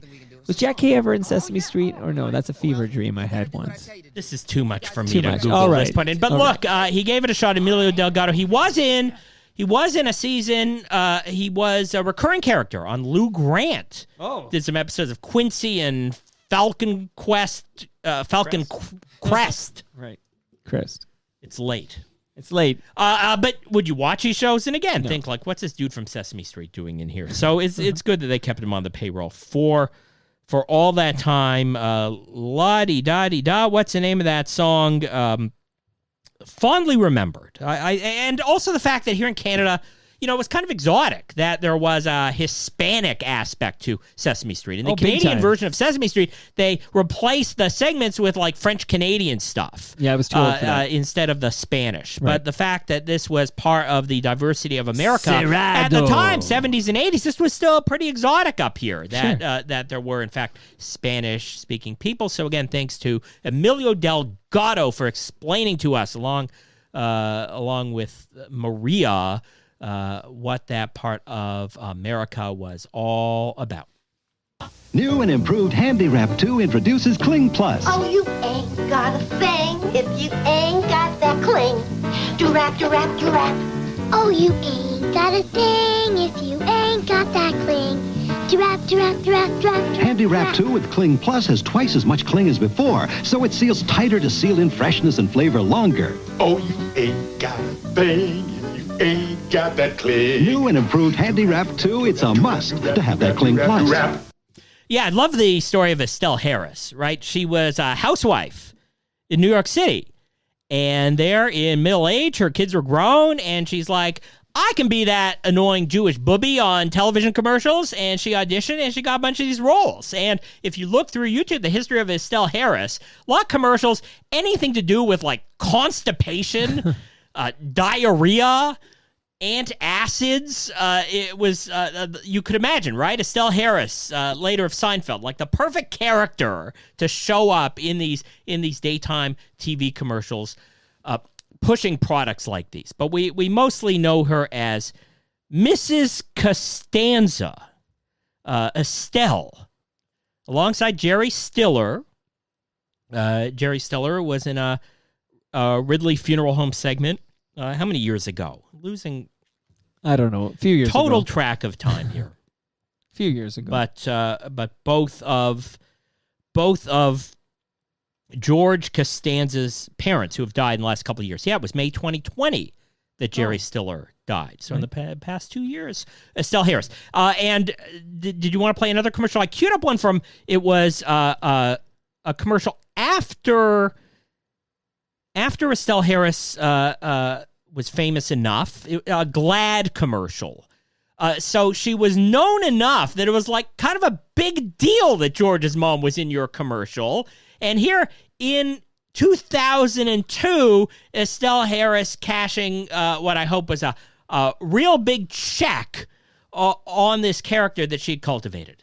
It's melting. It's melting. Estelle Harris is mad. Mad? My lunch is melting. Estelle, you should have put it in Gladware. Gladware? Gladware's tough, like Tupperware. Tough, huh? Tough enough to microwave over and over. No more melted macaroni? Nope. And you get all this Gladware for the price of one Tupperware. Oh, I love that. Yes. I want it. No. Let go. Don't get mad. Get Gladware. They don't make them like that anymore, huh? I loved in the obituaries where it was like Estelle Harris, dead at 93, known for Seinfeld and playing Mr. Potato Head in the Toy Story movies. Did I say Mr.? Yeah. Oh. Yeah, she's all over those. There's a lot of sorry for the misgendering there. There's a lot of great voices in those. Now, many of them are actually passed away because Don Rickles is one of the voice, and Jim Varney is another voice. So we've lost a lot of those Toy Story voice actors. Okay, I have to catch up on the Mr. and Mrs. Potato Head cinematic universe. Feel like I'm missing out. In a Kenworth pulling logs, cab over Pete with a reefer on, and a Jimmy hauling hogs. We is heading for Bear on I-10 about a mile out of Shaky Town. I says, Pigpen, this here's a rubber duck, and I'm about to put the hammer down. 'Cause we got a little convoy rocking through the night. Yeah, we got a little convoy. Ain't she a beautiful sight? Come on and join our convoy. Ain't nothing gonna get in our way. We gonna roll this trucking convoy across the USA. Convoy. Yeah, 2022, Canada's national anthem, Convoy by C.W. McCall, who was a guy who worked in an ad agency, who caught on to the CB radio craze with this novelty hit that made it 1975 all the way to number 1 on the Billboard Hot 100 Okay, ask chart. me how I discovered this song. Mike, how did you discover C.W. McCall? Real name, Bill Fries. This was a character he was playing on the record. How did Convoy come into your life? Because when Homer bought his son Bart this two-way radio thing, he was like singing that song, and I'm like, what is that? And that's when I discovered the song Convoy. Homer Simpson sang it in that early episode of The Simpsons. His collaborator on these novelty trucking songs was Chip Davis, the guy who went on to create Mannheim Steamroller. Hey. Remember Mannheim Of course, Steamroller? of course. Those bombastic Christmas symphonic songs. Christmas songs. Sure, of course. And there was a Convoy movie, 1978, with Chris Christopherson and Ally McGraw. That's how huge Convoy was. And well, I mean, Ram Ranch, the gay porno song. That one ended up being more of an anthem for what happened to the Canadian convoy. But the experience of celebrating a convoy across the USA. The work of a man who called himself C.W. McCall. Made it all the way to 93. Died on April 1. Let me tell you what I think, and this shall come to pass. My name is Geek. I put them on as a shocker. Man, I love these blue blockers. Everything is clear. They block out the sun. Oh, yeah, I got to get me some. Everything is groovy now, no bull in my speech. This is what I do up and down Venice Beach. My name is Geek. I'm more than a hip-hopper, and I'll be cheap in my blue blockers, yeah. Now, what I mean, yes, these sunglasses are really, really keen. So there you have it, folks, out there in TV land. Get you some glasses that's sweeping the land. Remember what I said, now I'm a hip hopper, yeah. Go get you some blue blockers. Nah, you just been sweet. I'll see you later. I gotta make some money on the beach. Blue blockers. If you recall, that infomercial was hosted by the man who owned the patent to these devices. Do you recall? When Dr. Geek was found on Venice Beach, there was a guy holding the microphone. That man's name was Joe Sugarman, an entrepreneur who died on March 18th at age 83. Now, we already lost the Venice Beach rapper Dr. Geek, 2014. And I suspect there was some speculation about whether he got paid for this seminal role in one of America's greatest infomercials. Like, you could not put on your blue blockers without doing the Dr. Geek rap, right? It was very popular in my home. I did the rap all the time. But this ad seemed, sunglasses at all? Yeah, that's right. I gotta say that ad must have. I don't know what I was watching. This is, of course, age well before the internet, so there was more TV viewing happening. But they aired that infomercial often, like a lot. Whatever I was watching, I was seeing that all the freaking time. Well, I think as far as legendary infomercial products were concerned, I don't know whether the blue blockers worked entirely as advertised, but they were a product that you would want to use. Just like go outside and stare at the sun. Right. And if they were good enough for Dr. Geek, they were good enough for you. And as a result, everybody remembers Joe Sugarman. He made a whole lot of money. Joe Sugarman, dead at age 83. Somewhere out there beneath the pale moonlight, someone's thinking of me and loving me tonight. Somewhere out there, someone saying a prayer that we'll find one another in that big somewhere out there. Nehemiah, you got that, Mike? Easy for you to say. Nehemiah Persoff, an American actor who died April 5th, aged 102. Well done. Born in Jerusalem before it was the state of Israel.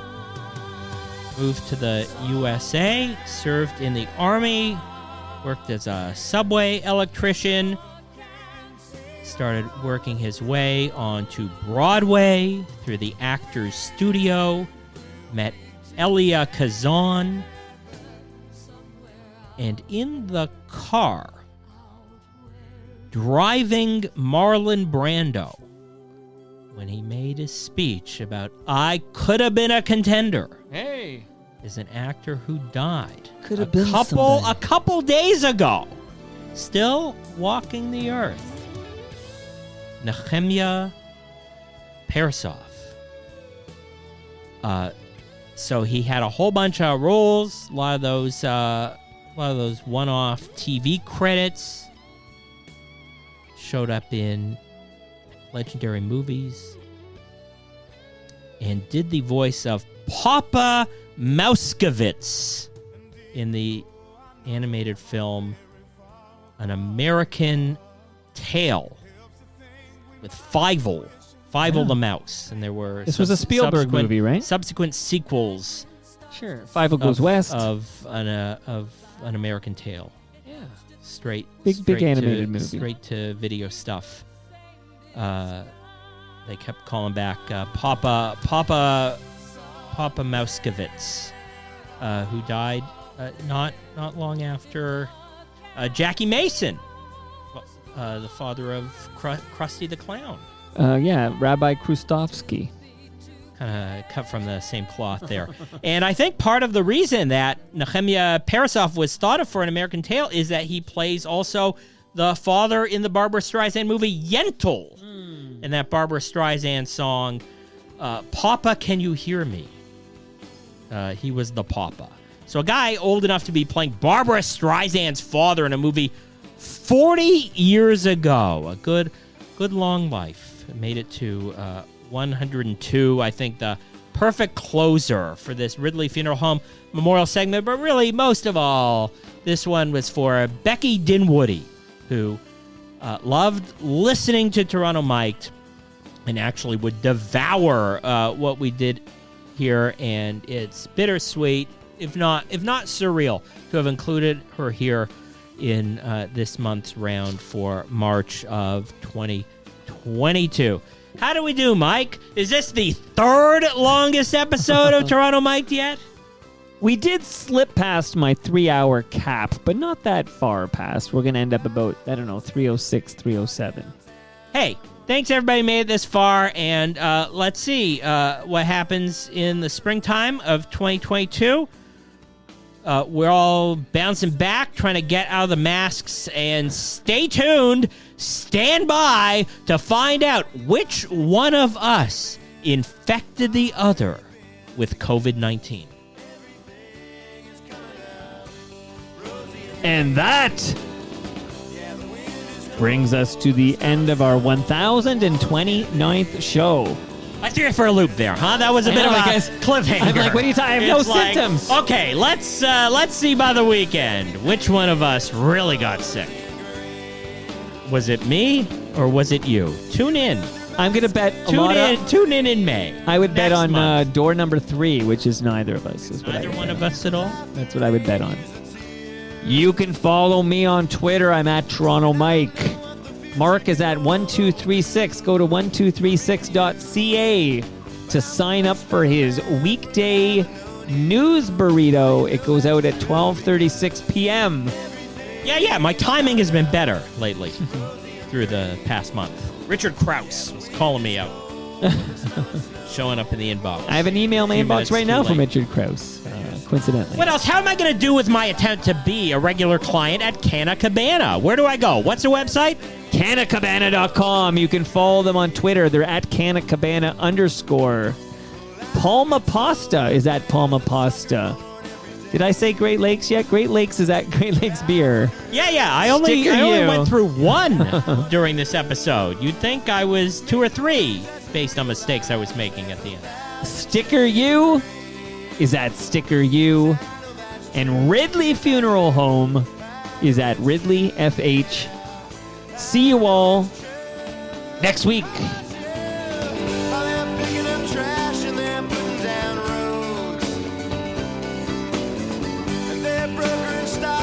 Struggle explodes, and I play this guitar just the best that I can.